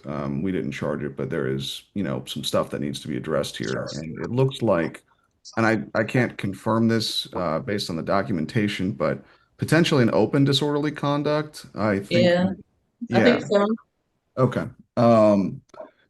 We are recommending $1,000 surety based on his history here, Your Honor. The FTAs and priors, we're recommending social worker visit for MHET and BHET. Stay away from Grady unless receiving emergency medical treatment. No violent or harassing contact with Grady staff, and no drugs, weapons, or alcohol while out on bond. Okay. Your Honor, my client is 46 years of age. He's lived in the Atlanta area for over 25 years now. He is not currently employed. He was most recently a victim of a shooting. So he received he went through a procedure at Emory. Following that, there was a abscess on his leg, still there. So that's actually why he was at Grady to receive medical treatment as a result of that procedure at Emory. He currently still has the abscess on his leg. He has not been receiving the medication that he was receiving at the hospital, of course. So due to his medical conditions, we are requesting a signature bond on his behalf or the lowest bond that the court finds appropriate in this matter, so that he can receive the proper medical treatment. Defendant is going to receive a $5 cash bond. He is to stay away from Grady Hospital unless he is receiving current medical treatment. He's to have a social worker visit prior to release, and he's to have no alcohol, no drugs, no weapons. Is there anything additional from the state or defense? Your Nothing. Honor, anything with respect to no further violent Oh, harassment contact with and no further, but it's criminal trespass, Mr. I Sirocco, but I all right, agree. no further violent or harassing contact with the staff, if that sticks to that charge. All right, best of luck to you, sir. Who do we have next? Number 18, Mr. Morris. All right, Mr. Morris, good afternoon. Your case is 26 CR 001148B. You're charged with battery family violence and simple battery family violence. Do you understand your rights today? All right, Mr. Howard. Could I get 16, the position number? I'm so sorry before you. 18, Mr. Morris. Thank you. 16, 2022 FTA, 2000 ag assault conviction, level 2. That's it. All right, thank you. Mrs. Sirocco? Yes, Your Honor. This incident took place. This will. Oh, also see wanted out of Ohio for a failure to appear. I think that was for a driving offense, but nonetheless, and I believe pretrial mentioned the 2022 FTA. This incident took place December 27th, 2025 at 269 Florida Avenue in Atlanta. It's a residence. Law enforcement responded there in reference to a domestic, and calls remarked that the victim was bleeding from her eye and that EMS had been requested. Officers made contact with the caller and the victim, Miss Barbara Spots. She explained the defendant, who is her intimate partner of roughly half a year, who had been living with her, had arrived intoxicated, grew verbally aggressive about missing remote batteries, forced open a bedroom door she was attempting to close, and repeatedly punched her in the face. When she attempted to call 911 and he gathered his belongings, retrieved a firearm from the residence, which is concerning given his aggravated assault conviction, and fled in a vehicle. They did observe swelling to her eye, and yes, that prior FTA was confirmed. The victim did speak with us, confirming the events in the warrant. She and the defendant, since this, have not been in contact. She has moved and blocked the defendant's number. She also said she got off social media and blocked numbers associated with the defendant. She covers her face when she is out. She doesn't know who is going to know the defendant or if he may be around, clearly in fear of him. This is not her first go around with DV. And there have been prior experiences with her in the past. The defendant, she wanted to supplement, had grabbed a stick and also acted as if he was going to hit her with it. And that's when she went to the room to distance herself from the defendant. They don't share children. She is, as I stated, requesting no further contact. And that is, I believe, it. You're aware of the defendant's history here, Judge. We are recommending a $3,500 total surety, $2,500 on the battery family violence and $1,000 on the simple battery family violence. 2 days anger awareness, no further contact with Miss Spots. No drugs, weapons, or alcohol while out on bond. Stay away from wherever she resides. I should have mentioned random screens for drugs and alcohol is what we're recommending at this time, as well as surrender any and all firearms to the sheriff's office for destruction. He shouldn't have them anyways. All right, thank you. And I'm sorry, the name of that party again was, Yes, if we could sound for Miss Barbara Spots. all right, is Ms. Barbara Spot present? Don't see anyone with that name. All right, Ms. Tucker. Mr. Morris is 55 years old. He's an Atlanta native. He was able to provide me with a residential and mailing address. He has completed some college, and he's actually set to begin a job for a carrier service on Monday. And he does have a 15-year-old daughter that he helps support. We're requesting a signature bond on his behalf. Mr. Morris will not be able to afford any bonds on this, as his previous employer did shut down, which is why he's set to start new employment on Monday. He does not have any recent FTAs. I didn't see any outside of 2022. So we are requesting that on his behalf. All right, defendant is gonna receive a $1,500 surety bond, 1,000 on count one, 500 on count two. He's to have no contact with the alleged victim. I'm sorry, I missed the stay away location, Mr. Sarasso.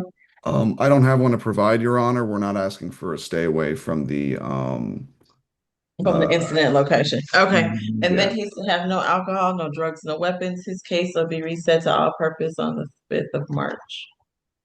Is there anything additional? No, Your Honor. All right, best of luck to you, Mr. Morris. That concludes your case for today. All right, number 17, Mr. Morley.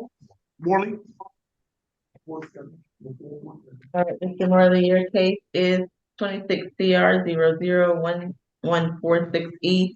You're charged with 2 counts of battery family violence and 2 counts of simple battery family violence. You understand your rights?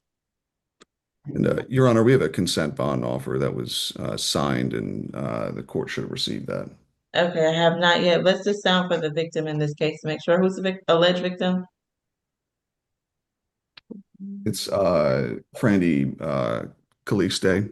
He's right there online, Judge. Okay, Brandy Calise, if you wish to make a statement before we put the consent onto the record, please turn on the camera and unmute. If you wish to make a statement, statements are not required.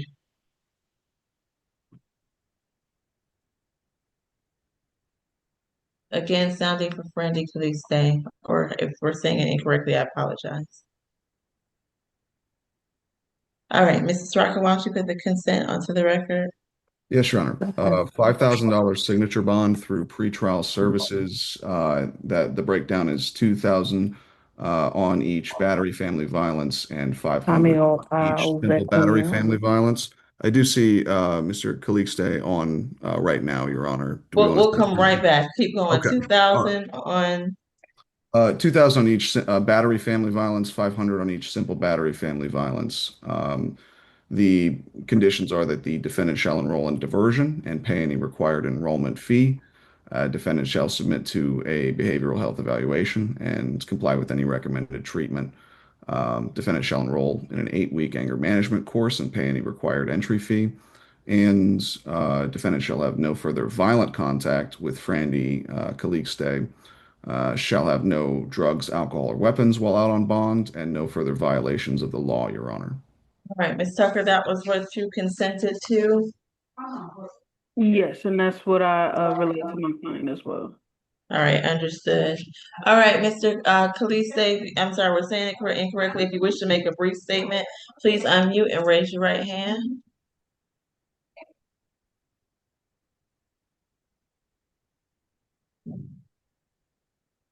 Please do this quickly.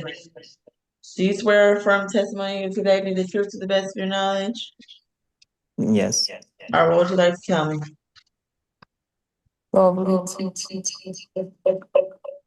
It's a really bad echo. Yeah, I'm coming today for this meeting, and then I'm just need to cancel this case because I don't want to follow the case. Okay, understood. You can put your hand down. Thank you. I appreciate you coming to court and making that statement. All right, best of luck to you, sir. That concludes your case. Mr. Rocco, you had something additional? No, Your Honor, I believe that was all. Well, I did, Mr. Morley is 17 years of age. I believe his mother and sister are present on the call as well. I got in contact with his father, and the father stated that the mother would be willing to sign off on the signature. What is her name? I don't have the mother's full name because I didn't speak with her. His father is Nicholas Morley. Is the mother still present? I believe I just saw her. Yes. Yes. Is that the Ashley, like, is her name Ashley? Cause I just, cut her video off and muted her. Okay. All right, we do need the name of the co-signer. Her name. Jean-Louis. Marilyn Pierre. Oh, Marilyn Pierre, okay. Yes.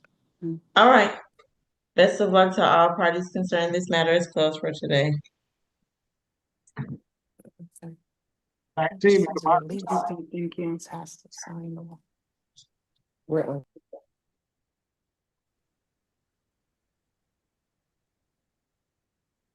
Your Honor, is it the original, Pierre? It's Marilyn, Marilyn, because it has to be correct on the order. Okay, Ms. Tucker, can you clarify that for us and then maybe chat Ms. Young so we can keep moving along? Yeah, I just asked them for a phone number so I can give a call. Thank you. Thank you. All right, who do we have next? 19, Mr. Motley. All right, good afternoon, Mr. Motley. Your case is 26 CR 001119J. You're charged with fair evasion and criminal trespass. You understand your rights? All right, Mr. Howard. 22. 2025 PI NOLO. 25 trespass conviction. 2 trespass convictions from 24. 24 criminal impersonation conviction. 2015 simple assault NOLO. I don't know where he lives, but this was level 2. That's all. All right, thank you, Mrs. Sirocco. Yes, Your Honor. The incident here took place on February 18th this month at the Art Center MARTA station. That's at 1255 West Peachtree Street. The defendant was seen entering through the emergency exit door without paying the required fare. It was found he had an active MARTA suspension. The bond is currently set at a $1,000 split bond, UJR on the fare evasion, and a $1,000 surety on the criminal trespass. We would ask that that remains set, given his several recent criminal trespass convictions out of Tennessee. And yes, we're requesting a social worker visit for any housing challenges. Stay away from MARTA in accordance with the active suspension, and no drugs, weapons, or alcohol while out on bond. All right, Ms. Kim. Yes, Your Honor. Mr. Moley is 35 years old, and he was born in Trinidad, the country. However, he became U.S. citizen. His parents live in New York, and he wants to go back there someday. But right now, he's here in Georgia because of his 14 years old son that he wants to redevelop the relationship. He has been residentially challenged for last year, and his ID got stolen, but he does have a mailing address at 1328 Peachtree Road, the First Presbyterian Church, and we would like to request for a signature on bond since he does not have any employment to make any payment for the bond. He had GED 2010. After that, he was working as a clerical or hotel cashiers, all various jobs. He's going through a very difficult time financially, and we ask for the lowest possible bond, the signature on bond through pretrial. Thanks. All right, defendant's gonna receive a split bond of $1,001. It'll remain as $1,000 signature bond through the jail for the fare evasion and $1 bond for the criminal trespass. He's to stay away with MARTA in accordance with their own ban or whatever restriction that they've placed on him.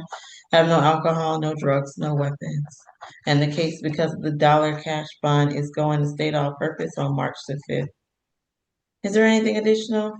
Nothing Yes, further. Your Honor, you said the dollar cash bond is on the criminal trespass, Yes, and the UJR is gonna stay on the fair evasion?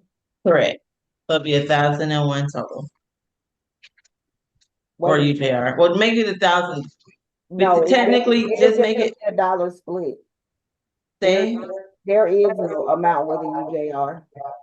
Okay, so make it $1,000 signature bond on count one. Okay, through the jail. Yes. Okay, thank you. Thank you. All right. For real. All right, what do we have next? For 20, Mr. Olson. This was a consent bond. All right, so what is the consent that we've reached in Olson? I have that for you here, Your Honor. It is on the criminal trespass damage to property, $4,000 signature bond for pretrial services level 1. Defendant shall submit to a MH evaluation and comply with any recommended treatment. Defendant shall have no violent contact with Elizabeth Shue. I believe I saw her online, if we could sound for her soon. Defendant shall have no drugs, alcohol, or weapons while out on bond, and defendant shall have no further violations of the law, Your Honor. All right, Ms. Kim, that was what you consented to. Yes, Your Honor. All right, Ms. Shue, are you present and wish to make a brief statement? Statements are not required, but if you wish to do so, this is your opportunity. Yes, ma'am. Please turn your camera on. I'm trying. Wonderful. You swear or affirm the testimony you give today be the truth to the best of your knowledge? Yes, Your Honor. All right, well, what would you like to tell me? That I'd like for my son to confirm that this was a one-time incident that occurred that has never, nothing like it has ever happened before. Hunter had been drinking and not taking his medication, and he was just in distress and called me on the phone while we were out of town. And I called the police because I was worried and concerned for his safety. And I love him very much, and I think he's going to be just fine. All right.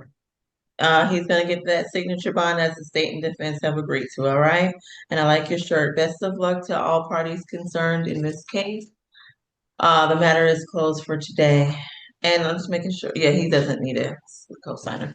Any other, yes, very briefly, Ms. Shue. What am I to do? He's gonna be allowed to sign his own bond and get himself out. So I guess there's really nothing for you to do at this point. Okay? Correct. You can come in, they'll start processing him out after court. Thank you, Your Honor. All right, you're welcome. Best of luck to you.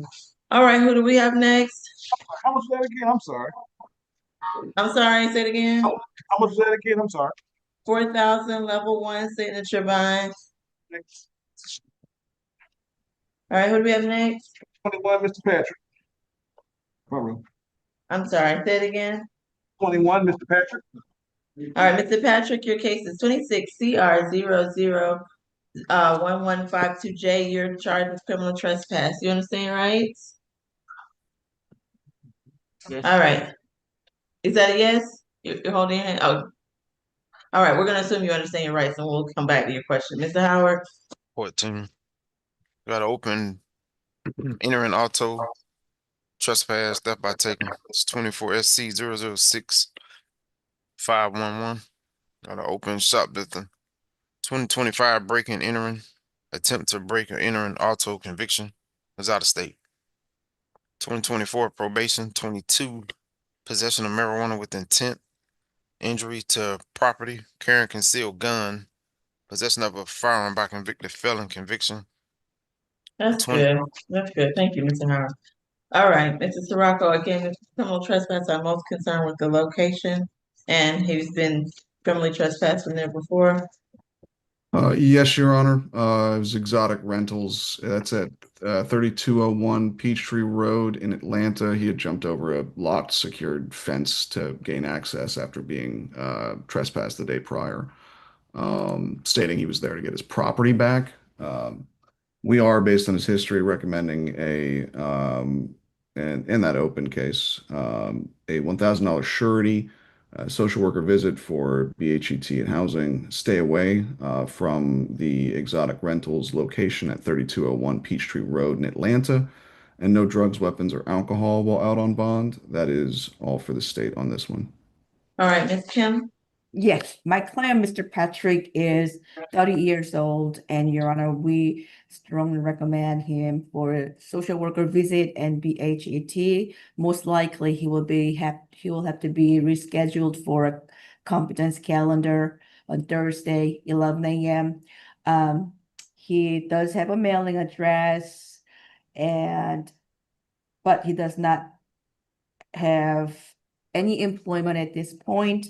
He says he lives all alone, and we would like to request for a signature on bond. If Your Honor is not inclined to give him a signature on bond, we ask for the lowest possible bond. Thank you. Right, defendant is gonna receive $1,000 surety bond. He's to stay away from the exotic rentals, have no alcohol, drugs, or weapons, and he's going to SAP on the 5th. And I am gonna ask for that social worker visit. Is there anything Thank you. additional? Nothing further from defense, Your Honor. All right, best of luck to you, sir. That does conclude your case for today, Mr. Patrick. Who do we have next? 22, Mr. Patterson. Mr. Patterson, your case is 26 CR 001099B. You're charged with criminal trespass. Do you understand your rights? Yes, ma'am. All right, thank you. Mr. Howard. 33. Got an open loading problem. Got an open case out of Brookhaven for shoplifting, obstruction, possession of drug-related objects. Got open terrorist threats on probation in the cab for obstruction, theft by taking. Also, That's good. I got you. All right, thank you. Mr. Sparkle, again, criminal trespass. I'm assuming he's been to that location more times than they've wanted him to be there. And what was the location? It's I read the warrants once you put it on the record. 2175 Lenox Road in Atlanta, the Garden Style Morningside Atlanta property. It's one of the residences there. And yes, he had been previously trespassed and offered diversion on those dates, but here he was. Right.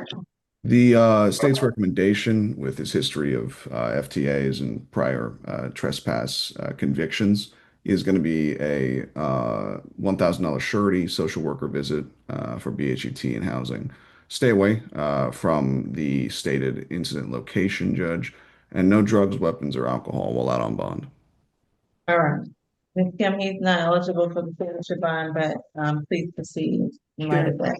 Go ahead. Yes, Your Honor. Mr. Patterson is 45 years old, and he has been residentially challenged for more than a year. He says that he was participating in PAD program, PAD. However, there's some disconnection there. So we are gonna recommend social worker to reconnect him to the PAD program. And I tried to contact his brother to help him out. However, I was not able to contact. He's been working as a janitorial work. He graduated from high school in 1998, and he's been here in Georgia for 13 years. He said he did some college education, and we do think there is a need for a BHET. Thank you. We asked for maybe $10 cash bond. Thank you. Defendant is going to receive $1,000 surety bond. He's to stay away from that address on Lenox Road. I'm going to ask for the social worker visit. He's to have no alcohol, drugs, or weapons. And again, he's going to all-purpose on the 5th. Is there anything additional?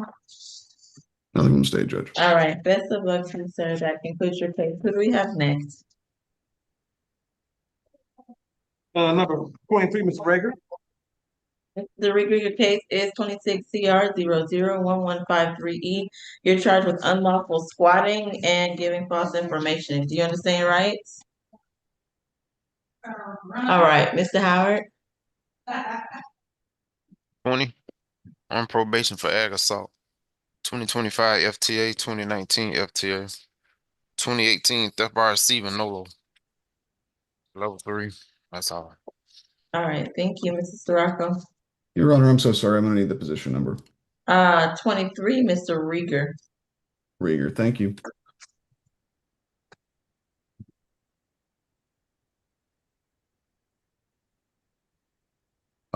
Yes, Judge, this incident took place February 19th of this month at 3559 Victoria Street in College Park. It's a vacant house for rent managed by the Everness Property Management in Atlanta. Everness Property Management Atlanta. Law enforcement responded to a suspicious person / squatter call, made contact with two males who claimed to be renting the house. They provided a lease that they claimed to have been from a Jasmine Johnson.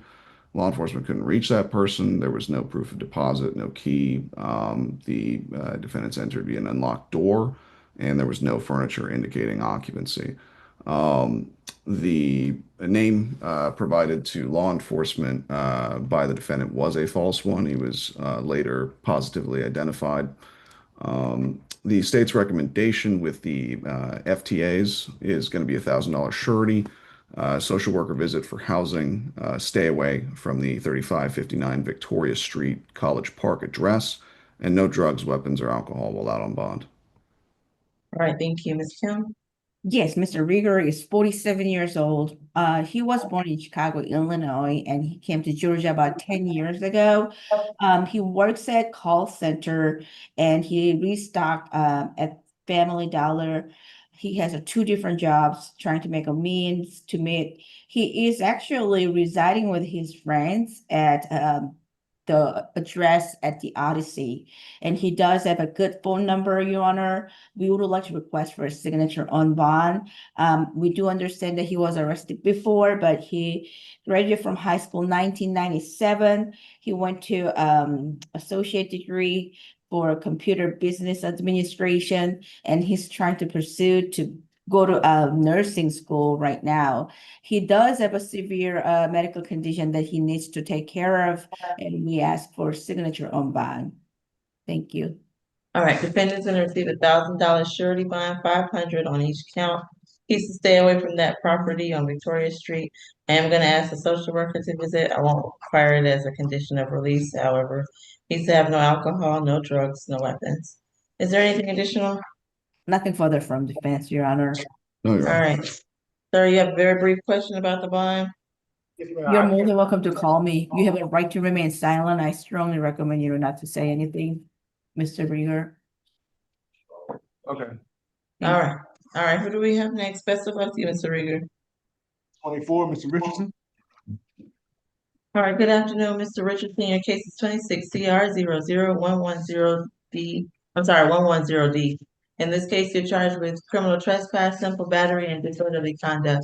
You understand your rights? Yes. All right, Mr. Howard. 15. Got to open trespass criminal damage to property. It's 25 SC 005123. Open criminal damage to property is a 24 case number, booking number. 2024 fade to appear, 22 fade to appear. This is level 3, that's all. Okay. Mrs. Sirocco? Yes, Judge.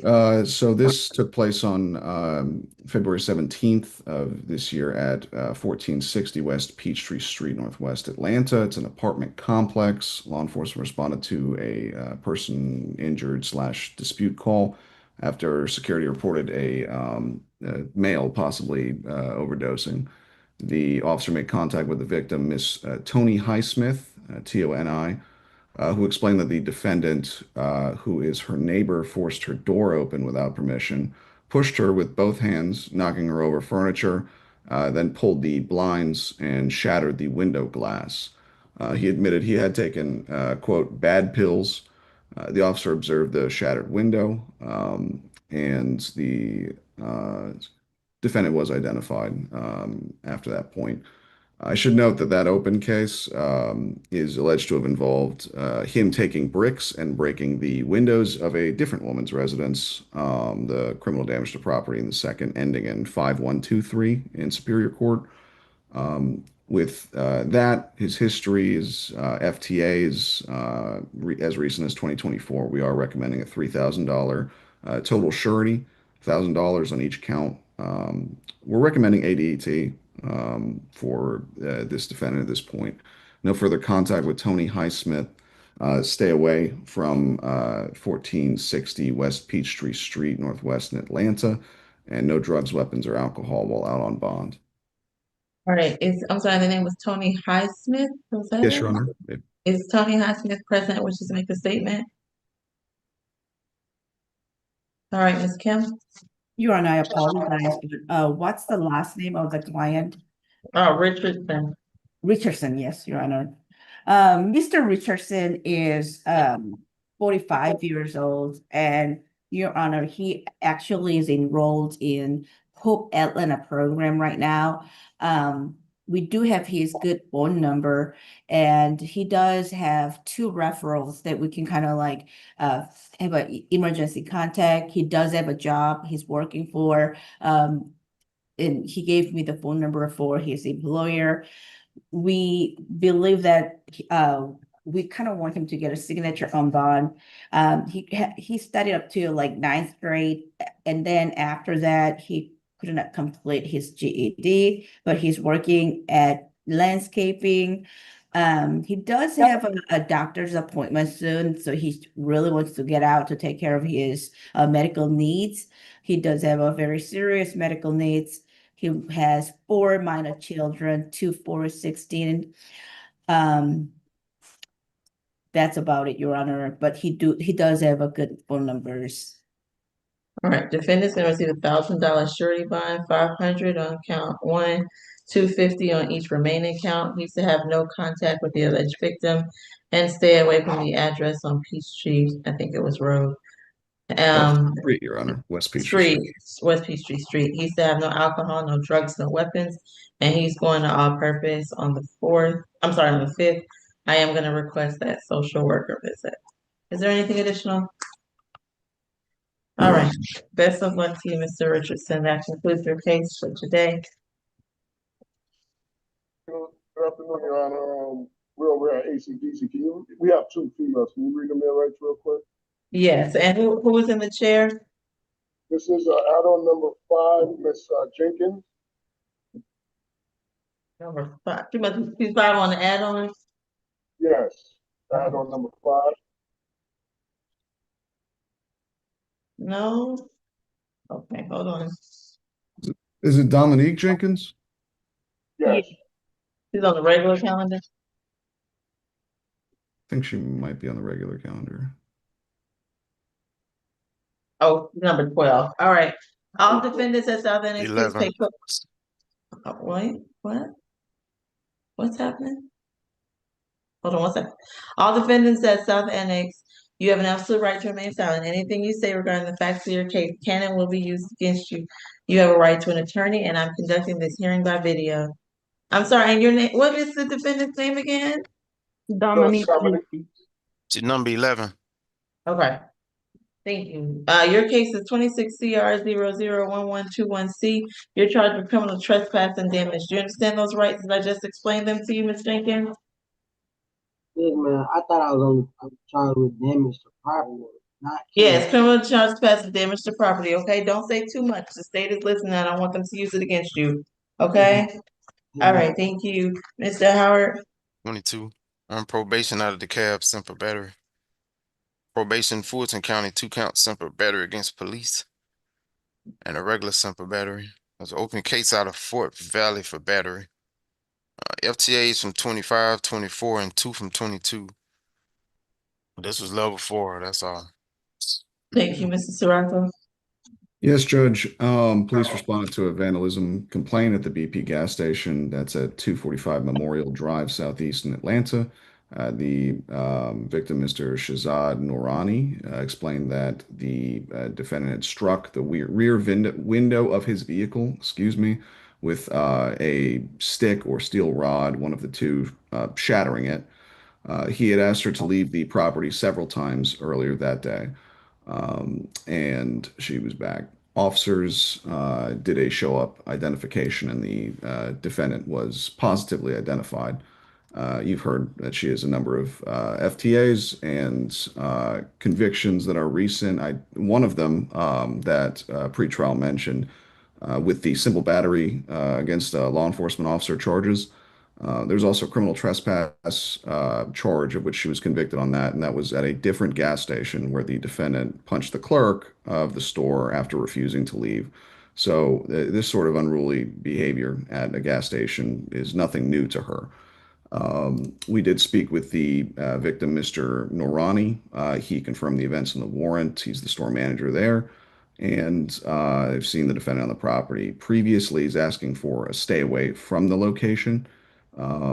He's not seeking restitution given what he believes what the defendant's condition is financially. We are asking for a $2,000 surety, social worker visit for BHET, MHET, housing. No further contact with Shazad Noorani. Stay away from the BP gas station at 245 Memorial Drive. And no drugs, weapons, or alcohol while out on bond, Judge. All right. Ms. Tucker. Miss Jenkins is 25 years of age. She's an Atlanta native. She was able to provide me with a mailing address at 201 Washington Street. However, I didn't get a residential address from her. She's not currently employed due to loss of employment recently. We have no objections to staying away from the Memorial Drive incident location, as well as no contact with Mr. Narani. Ms. Jenkins, she is a part of the PAD program. She's been working with them to get into a rehab facility. Due to her current circumstances, we are requesting the lowest bond that the court will allow. Her bond has been preset to a $600 surety. So if nothing else, we do ask that it doesn't be raised higher than that. Okay, bond will remain as set at the $600 surety. She's to stay away from that location on Memorial Drive, have no alcohol, drugs, weapons. I'm gonna ask for a social worker visit, and she's going to all-purpose on March 5th. And that's Best of a luck. $600 surety, even if bonding companies won't take her at that amount. That's where her attorney requested. You sure of that, Ms. Tucker? Maybe $1,000 surety bond. All right, well, I have no problem with that. It'll be $1,000 surety bond, all right? Best of luck to you, Ms. Jenkins. Who do we have next? Question number 11, Ms. Latise.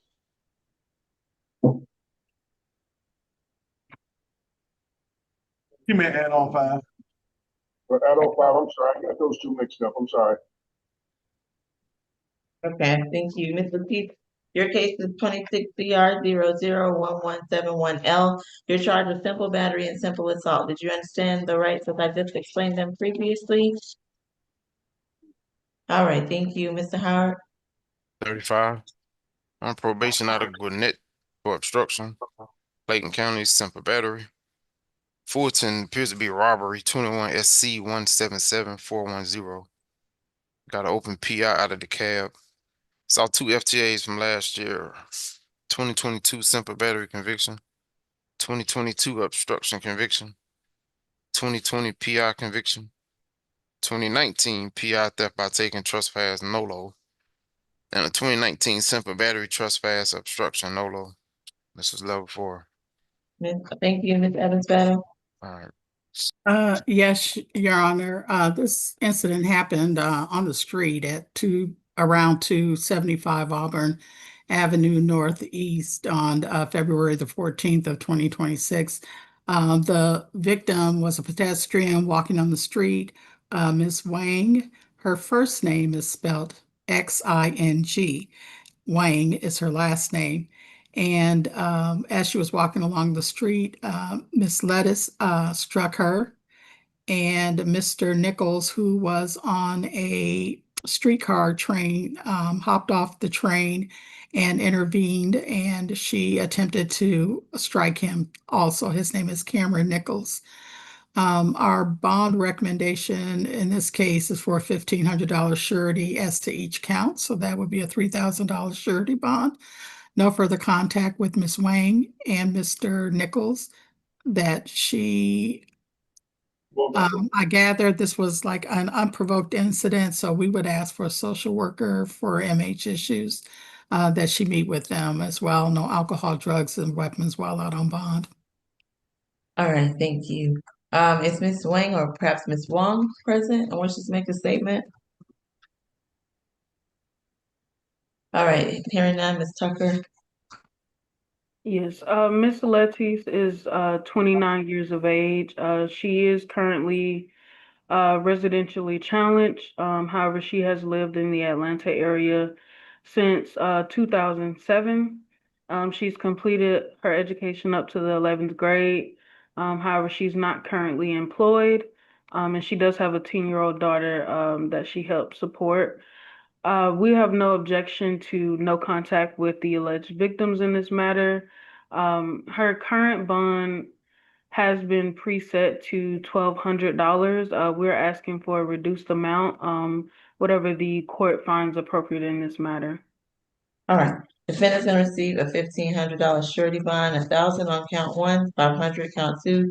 She's to have no contact with the alleged victim, stay away from that location, have no alcohol, drugs, or weapons, and she's going to SAP on March the 5th, whereby aspects of the case can be revisited. Best of luck to you, Ms. Levis. That's the conclusion of your case today. Disappear? All right, there you are. All right, best of luck to you. That concludes your case for today. All right, who do we have next? 27, Mr. Wallace.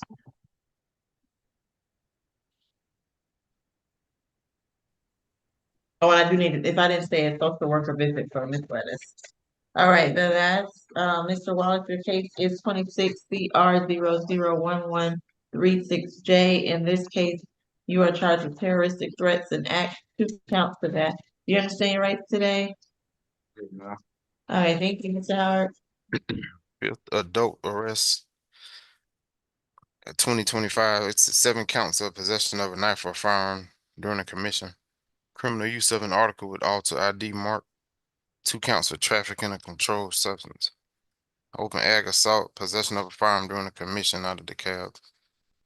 So it's level 2. That's all. Thank you, Mr. Duraco. Yes, Judge, this incident took place December 9th, 2025 at 1296 Moreland Drive, Southeast in Atlanta. That is an apartment complex. The victims, to my understanding, her name is Marie Johnson, if I'm pronouncing that correctly.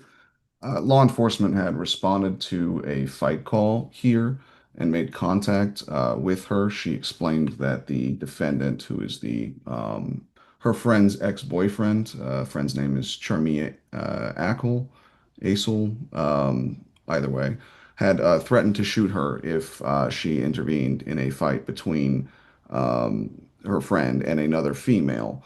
Then proceeded to take Miss Johnson's phone after asking for it and warned that if she touched him, he would hit her. Also threatened to shoot her if she intervened. These threats were witnessed by Miss Acel or Acel.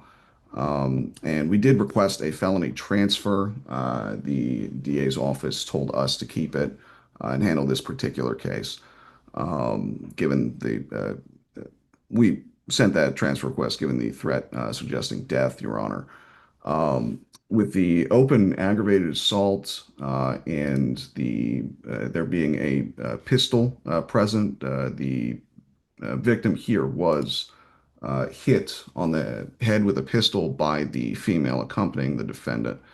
I don't have her full name, but the state's recommendation with all of this, given the risk to the victim and the danger posed, is going to be a $6,000 total surety, $3,000 each, no further contact with Miss Maria Johnson or Charmia Acel. Stay away from 1296 Moreland Drive, Southeast in Atlanta. No drugs, weapons, or alcohol while out on bond. And surrender any and all firearms to the sheriff's office. All right, I'm sounding, sorry, is it Miss Johnson? I'm sounding for Miss Yes. Johnson Yes, Your at Honor. this time. All right, hearing none, Miss Kim. Yes, Your Honor. Mr. Wallace is 23 years young, and Your Honor, he is currently residing with his grandmother, and we have no objection to stay away, no contact, and surrendering any weapons. He has GED after completing 11th grade. He completed his GED. Right now, he's working as a studio engineer. Your Honor, he has one child and another one is on the way. As a father, he really needs to provide financially for those two children. We do understand that there's some other cases that will probably prevent him from getting signature on bond. So we ask for the lowest possible bond for $1,000 surety bond. All right, defendant's gonna receive a $1,500 surety bond, $750 on each count. He's have no contact with Ms. Johnson. I did not catch the stay away location, Mrs. Sirocco. What was it? 1296 Moreland Drive, Southeast in Atlanta, Judge. All right, he needs to stay away from that location, surrender any firearms to the sheriff's office, and have no alcohol, no drugs, no weapons as a condition. Is there anything additional? No, Your Honor. All right, best of luck to you, sir. Who do we have next? For 28, Mr. Welsh. All right, Mr. Welch, good afternoon. Your case is 28 CR 00110A. You're charged with stalking family violence. You understand your rights? All right, Mr. Howard. Second. Yeah, the 2025 arrest out of Tennessee. Ag assault, reckless endangerment. This is level 2. That's all. All right, thank you, Mr. Sirocco. Yes, Judge, this took place on February 17th of this year at 11425 Haynesbridge Road in Alpharetta. It's a gas station, but law enforcement responded to a domestic dispute call and made contact with the victim, Miss Janine Welsh. She explained that the defendant, her husband, had followed her in his vehicle, followed her while she was driving in hers after she told him earlier she wanted a divorce, that she would get a TPO if he returned, and blocked his number. He did not want contact with him. She tried to evade him through multiple areas and into a parking lot. He'd approached her vehicle, continued following, and culminated in contact, a collision between the vehicles near the BP exit. The city surveillance showed the defendant's vehicle following the victims closely through intersections and into that lot. Defendant later admitted he followed her throughout the city to speak with her, to contact her. And we were not able to reach Miss, let me double check and make sure that that's the case. I do see her online, I believe, Miss Janine Welsh. And let me make sure. Yeah, we have not spoken with her, Judge. If we could sound for her at the appropriate time, we are recommending, given that presumably open aggravated assault, reckless endangerment case, the nature of this case and the scary circumstances therein, a $5,000 surety, no further contact with Janine Welsh. Stay away from 1301 Harbor Landing in Roswell, where she resides. No drugs, weapons, or alcohol while out on bond. All right, is Janine Welsh present? Wishes to make a statement? I'm sounding for Janine Welsh. All right, please raise your right hand. You swear or affirm the testimony you give today be true to the best of your knowledge? Yes, ma'am. All right, what I'm most concerned with today is concerns you have for your safety and whether you wish to have contact with the defendant. What would you like to tell me? I love him and I just want him to get help. And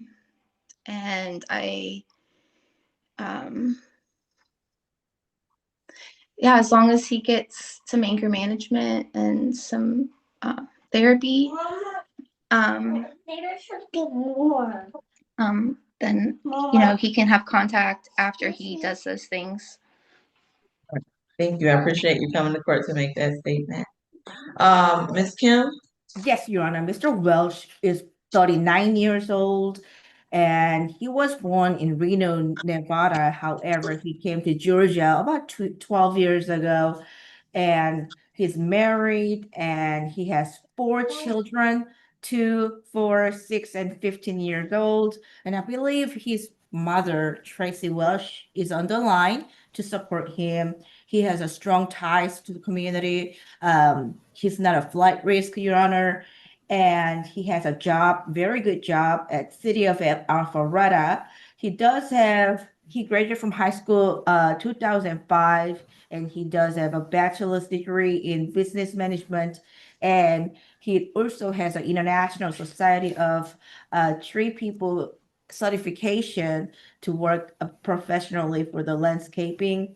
Your Honor, we would like to request for signature on bond. If Your Honor is not inclined to give him a signature on bond, we ask for the maximum $1,000 surety bond and also no further violent contact. Thank you. All right, defendant is going to receive a $2,000 surety bond.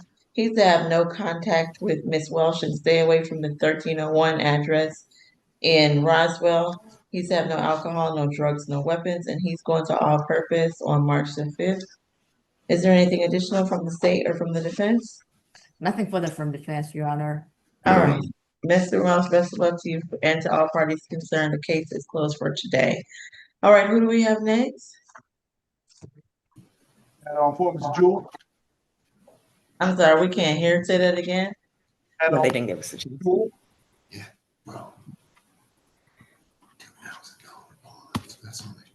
You said Add on 4 add on. Jewel. Okay. Yeah. All right. How do I get it? Your case is 26 CR 001168F. You're charged with simple battery in a public transit station, 2 counts, and criminal trespass. You understand rights? Yes, Your Honor. Yes, Your Honor. Thank you, Mr. Howard. 11 total on probation for PR 26 CR 000387G. 2025 unauthorized prohibited item by an inmate. 2024 simple battery obstruction trespass arrest. 24 trespass PI obstruction conviction. 2024 failure to appear. And a 2014 ag assault on robbery conviction. This was level 3. That's all. Thank you. Ms. Evans-Fettle. Yes, Your Honor. On February the 17th of 2026, our victim, her name is Shayla Navarro, was on train number 287 when she encountered the defendant. He asked to use her phone. She let him use the phone. He dialed a particular number and returned the phone to her. It appeared they were talking. He continued to close the space in between them to the extent he started rubbing on her leg in the thigh area. He told her that he was going to follow her when she got off the train. He grabbed her around her waist and restricted her movement. She was able to make eye contact with another person, Mr. Tufts, who intervened in the situation. In light of his history, not only the FTA, the fact that he was just convicted on February the 15th, I believe it was, for the PI charge. We were not aware of, would not have been aware, at least we were not aware that case was open. This case was open case. Because apparently as soon as he got released, he was riding the train and inappropriate touching without her consent, our victim. The bond recommendation is for a surety bond. We're asking for $3,000 as to the 2 counts of simple battery, $1,000 as to the criminal trespass, which is a $5,000 surety bond, that he have no further contact with Shayla Navarro, that he stay away from all MARTA in compliance with the suspensions or permanent ban that's already in place. No alcohol, drugs, weapons while out on bond. Thank you, Your Honor. I believe Right. that Shayla. I'm sounding for her now. Is Ms. Navarro present and wishes to make a statement? I did not wish to make a statement. All right, thank you. I appreciate you coming to court. I'm sorry, Ms. Evans Battle. I didn't mean to speak over you. Were you asking me to sound for the victim? Was there anything else you wanted to add? That's all, Your Honor. All right. Who represents this defendant? Who's Mr. Jewell's attorney? I believe it is Peter Tucker. Yeah. All right, Ms. Tucker, please proceed. You're muted. My apologies, Your Honor. I was still trying to contact the family of Mr. Morley, the 17-year-old. Could the state repeat their recommendation for Mr. Jewell, please? It is for a $5,000 surety, $3,000 as to each count of simple battery, and $1,000 as to the criminal trespass. Okay. Mr. Jewell is 28 years of age. He is an Atlanta native. He was able to give me a good residential address on Godby Road. He has completed trade school, and he does have a 15-year-old son that he helps support. Mr. Jewell does not have any recent failure to appears. He will reappear to court in this matter. We're asking for the lowest bond that the court will allow for. All right, thank you. Defendant is going to receive $1,500. I'm sorry. Let me redo that math. That's some bad math. Sorry, hold 1 second. All right, defendant is going to receive a $2,500 surety bond, 1,000 on count 1, 1,000 on count 2, and 500 on count 3. He's to have no contact with the alleged victim, and the stay away was a martyr request, Ms. Evans Battle. I believe he already has That suspension. That's why he has the criminal trespass. comply with. Okay, so he needs to comply with any martyr restrictions. Have no alcohol, no drugs, no weapons, and he is going to all purpose on the 5th. Sorry, you have a very brief question about the bond, other than begging me to change it to a signature bond. What is your question?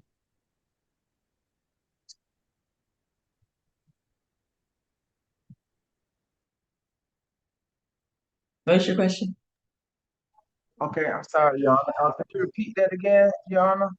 It's going to be a $2,500 surety bond, no contact with the alleged victim, and comply with all martyr suspensions. Have no alcohol, no drugs, or weapons. And I forgot to ask Ms. Tucker, Ms. Evans Battle, anything additional? All right. Nothing further. Did you have a question for me, Mr. Jewell? Yes, I can speak with you separately. Lawyer, I have a question for Ms. Tucker and Ms. Williams right now. Your Honor, I'm sorry. Sorry about that, Your Honor. All right, very quickly, what's your question? We'll answer it if we can.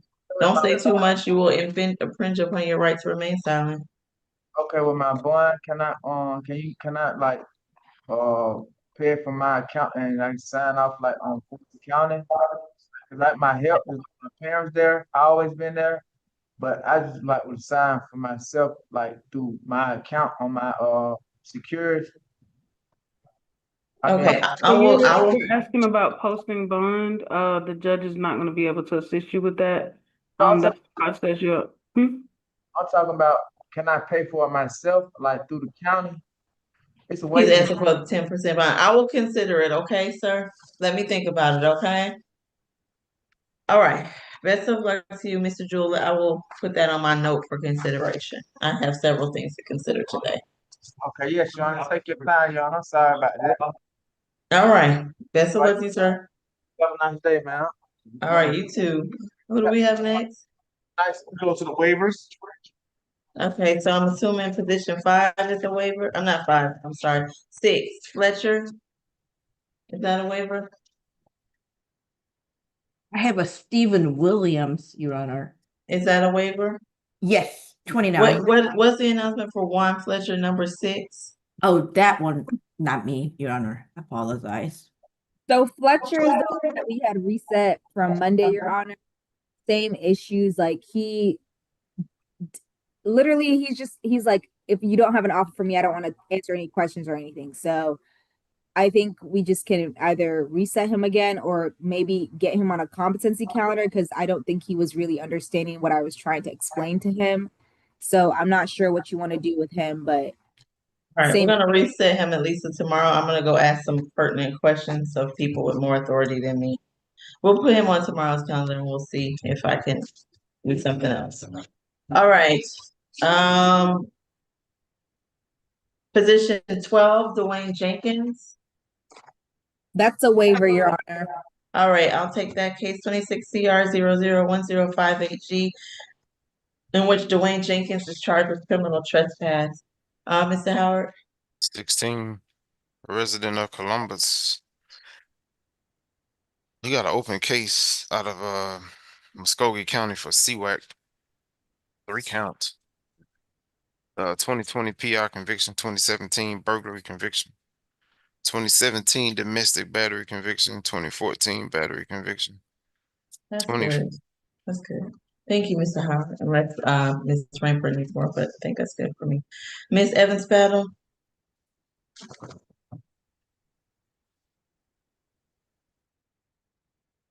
Sorry, you said Jenkins? Yes. I don't have that case, but. All right, Mr. Sirocco, you have Mr. Jenkins? Please, somebody have Mr. Jenkins. I'll take another look. I already searched, but I didn't find anything. Oh, that's less than ideal. He was reset from Monday, so I don't know if that's why, but Oh, because we didn't have I didn't have a notation, so probably neither one of us looked for him today. All right. Oh, let's skip it. Who would like to take Jenkins while we do Williams?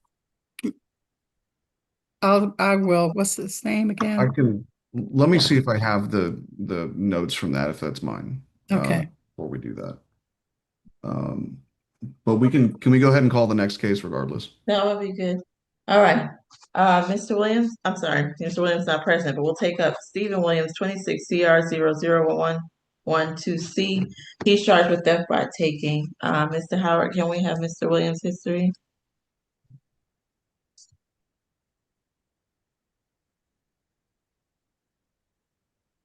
Third arrest, open trespass, 23 CR 005794C. I think he's homeless.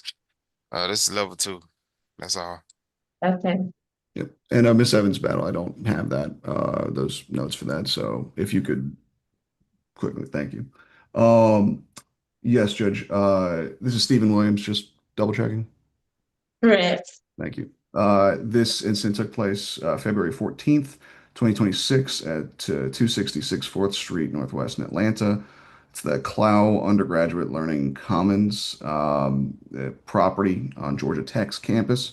Law enforcement responded to a report of a stolen bicycle, made contact with the victim, Mr. Bilal Arnaut, who explained he left his bicycle near the windows and was unsure if it was locked or not. Officer found surveillance footage of a male exiting the building. That was determined to be the defendant, who was seen examining the unsecured bicycle and riding away on that bicycle. The defendant was ultimately identified. The open criminal trespass case he has, 23 CR 005794C, that was also on Georgia Tech property. He's in violation of that. There was a stay away ordered on that case from all Georgia Tech property by Judge Mincy. But that case is also in dormant bench warrant status for a 2024 FTA. And I saw, yep. We are therefore requesting a $1,000 surety. It's actually a reduction from the $1,200 surety set. But we're fine with a social worker visit for housing, BHET. No further contact with Bilal Arnaut. Stay away from all Georgia Tech premises and property, and no drugs, weapons, or alcohol while out on bond. All right, thank you. Ms. Kim? Yes, Mr. Williams is 37 years old, and Your Honor, he has been residentially challenged for about 2 years. He's from Massachusetts, and I try to reach his mother to understand what's going on. However, I was not able to do that. And Your Honor, because of that 23 CR case, if he's not inclined, he's not eligible for signature on bond, we ask for the lowest possible bond. He does not have any employment right now. He doesn't get any kind of income at this point. No food stamps, Social Security income, nothing at all. He graduated from high school 2006. Also, he says that he had some college education. So I think he feels very comfortable on campus. We would like to request for signature on bond. Thanks. Defendant has received $1,000 surety bond. He's to have no contact with the alleged victim, stay away from Georgia Tech in its entirety, and have the social worker visit as prior to his release. All right, we're gonna go back to Mr. Jenkins. Again, it's criminal trespass. So Ms. Kim, was this your client? No, it was I think Ms. Rainford, Yes, do you Your Honor. have MH concerns for Mr. Jenkins? I did not gather MH concerns from him when I spoke to him. Is on a medical hold, because I think he was on SOS watch, I believe. But he answered my questions fine, and I would really just be requesting for a social worker visit for housing because he did mention that he was residentially challenged. But he answered my questions fine, and I didn't gather something. He doesn't need them to go to the 11 o'clock. That was my question. Well, we remember this is Mr. Dwayne Jenkins, correct? And the facts were that he was at a person's home laying on their patio at 3480 Lakeside Drive. So we were that requires some social worker and right, inmates. we would, yes, that's why we Okay, looked. understood. What is your recommendation, Ms. Evans-Battle? Well, it's still $1,000 surety bond is the recommendation. Okay.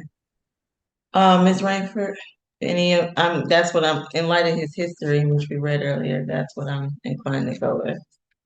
Then that's fine, Your Honor. I will put in the request for the social worker. The defendant will receive $1,000 surety bond. I'm sorry, let's sound for the, what was the name of the person if they wanted to speak very quickly? Hi, Your Honor. Yes. No, let Ms. Evans-Battle speak first. Go ahead. Oh, okay. Did they, were they here? It was for, the reporting party was, Malik McGowan. All right, is Malik McGowan present?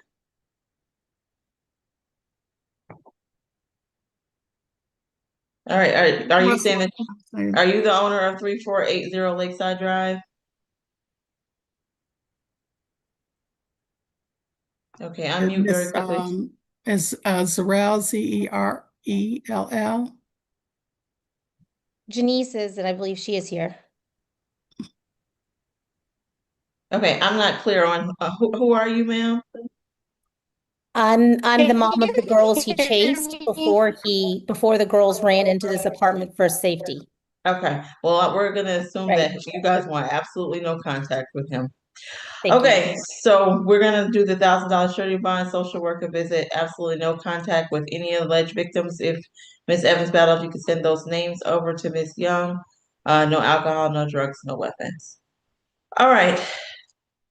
I'm sorry, Your Honor, who were we just doing? Dwayne Jenkins?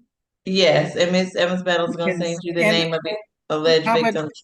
I would ask that the two ladies, there was some unidentified information. We have the victim who owned the property, but if they would just send their names through, can they do it? Yes, if the young ladies would put their names in the chat for the victim witness advocate, I would appreciate that so that they can make additional contact with you. All right? And what was the bond, Your Honor? 1,000 surety. Thank you. All right, I believe we have completed the entire SCA calendar. Is that correct? Your Honor, I can't hear whoever that is speaking. okay, can you hear me now? Can you see me? Yes. Okay, sorry. My name is Janice Felton. I'm actually the resident of Okay, stop talking. Drive address. Stop talking for 1 second. Please raise your right hand. Do you swear or affirm testimony you give today be true to the best of your knowledge? Yes. And I apologize. I was having technical difficulties. Okay, he's entitled to a bond today, and I'm assuming you want absolutely no contact with him, and you would like him to stay away Absolutely. from your address. Is that correct? Yes, but is correct. I for my safety as well as the safety of the Your 15-year-old minors your that audio came is into my very apartment. your audio is very difficult and choppy to hear. So Can you hear me now? what I'm gonna suggest Can is you that hear me now? no, not really. There is a victim witness advocate on the line, I believe. If somebody could chat this young lady and give information about how she can give further statements, please. Someone from the solicitor's office. All right, ma'am, there will be other hearings and opportunities for you to flesh out the facts regarding what happened, but we are going to put a no contact and a stay away in place. All right. All right. Okay. All right.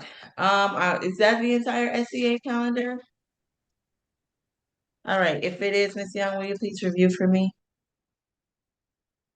Position 1, 1,001 split, reset to 3.5. That's 1K SOB jail, $1 cash. Position 2, 3K split, reset 3.5. 3 is 1,500 good, reset 3.5.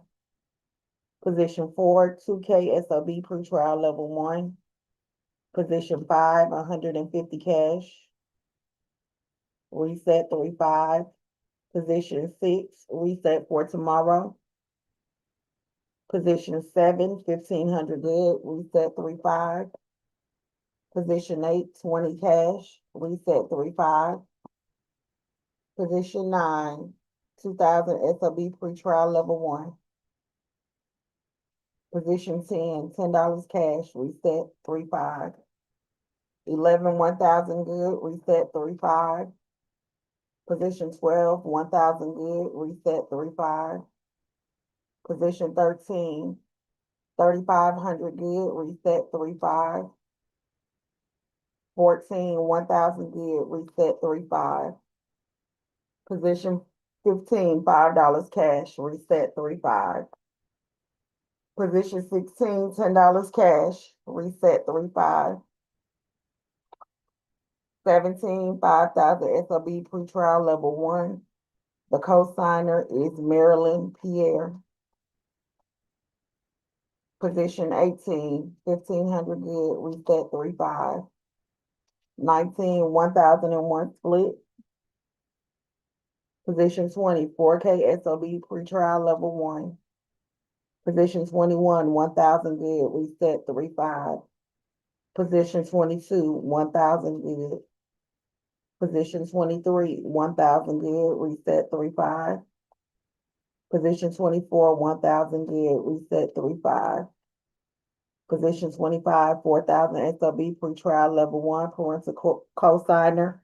Courtney Evans is the mother, and Darren, I have it in the email. Darren, I can't think of his last name right now, is the father. Position 26 is $5 cash, reset 3.5. Position 27, 1,500 good, reset 3.5. Position 28, 2,000 good, reset 3.5. Position 29, I missed the bond amount, Your Honor, I was handling the call. I'm sorry, which number you said, 29? Yes. 1,000. Yeah, 1,000. Okay, reset 3.5. I have all the other conditions. I just didn't get the bond amount. Position 30 made bond. I'm sorry. Add on 1 made bond. Add on 2, 4K. SOB pretrial level 1. Position 3, 1,000 SOB jail. Position 4, 2,500 good, reset 3.5. Position 5, 1,500 good, reset 3.5. Position 6 made bond.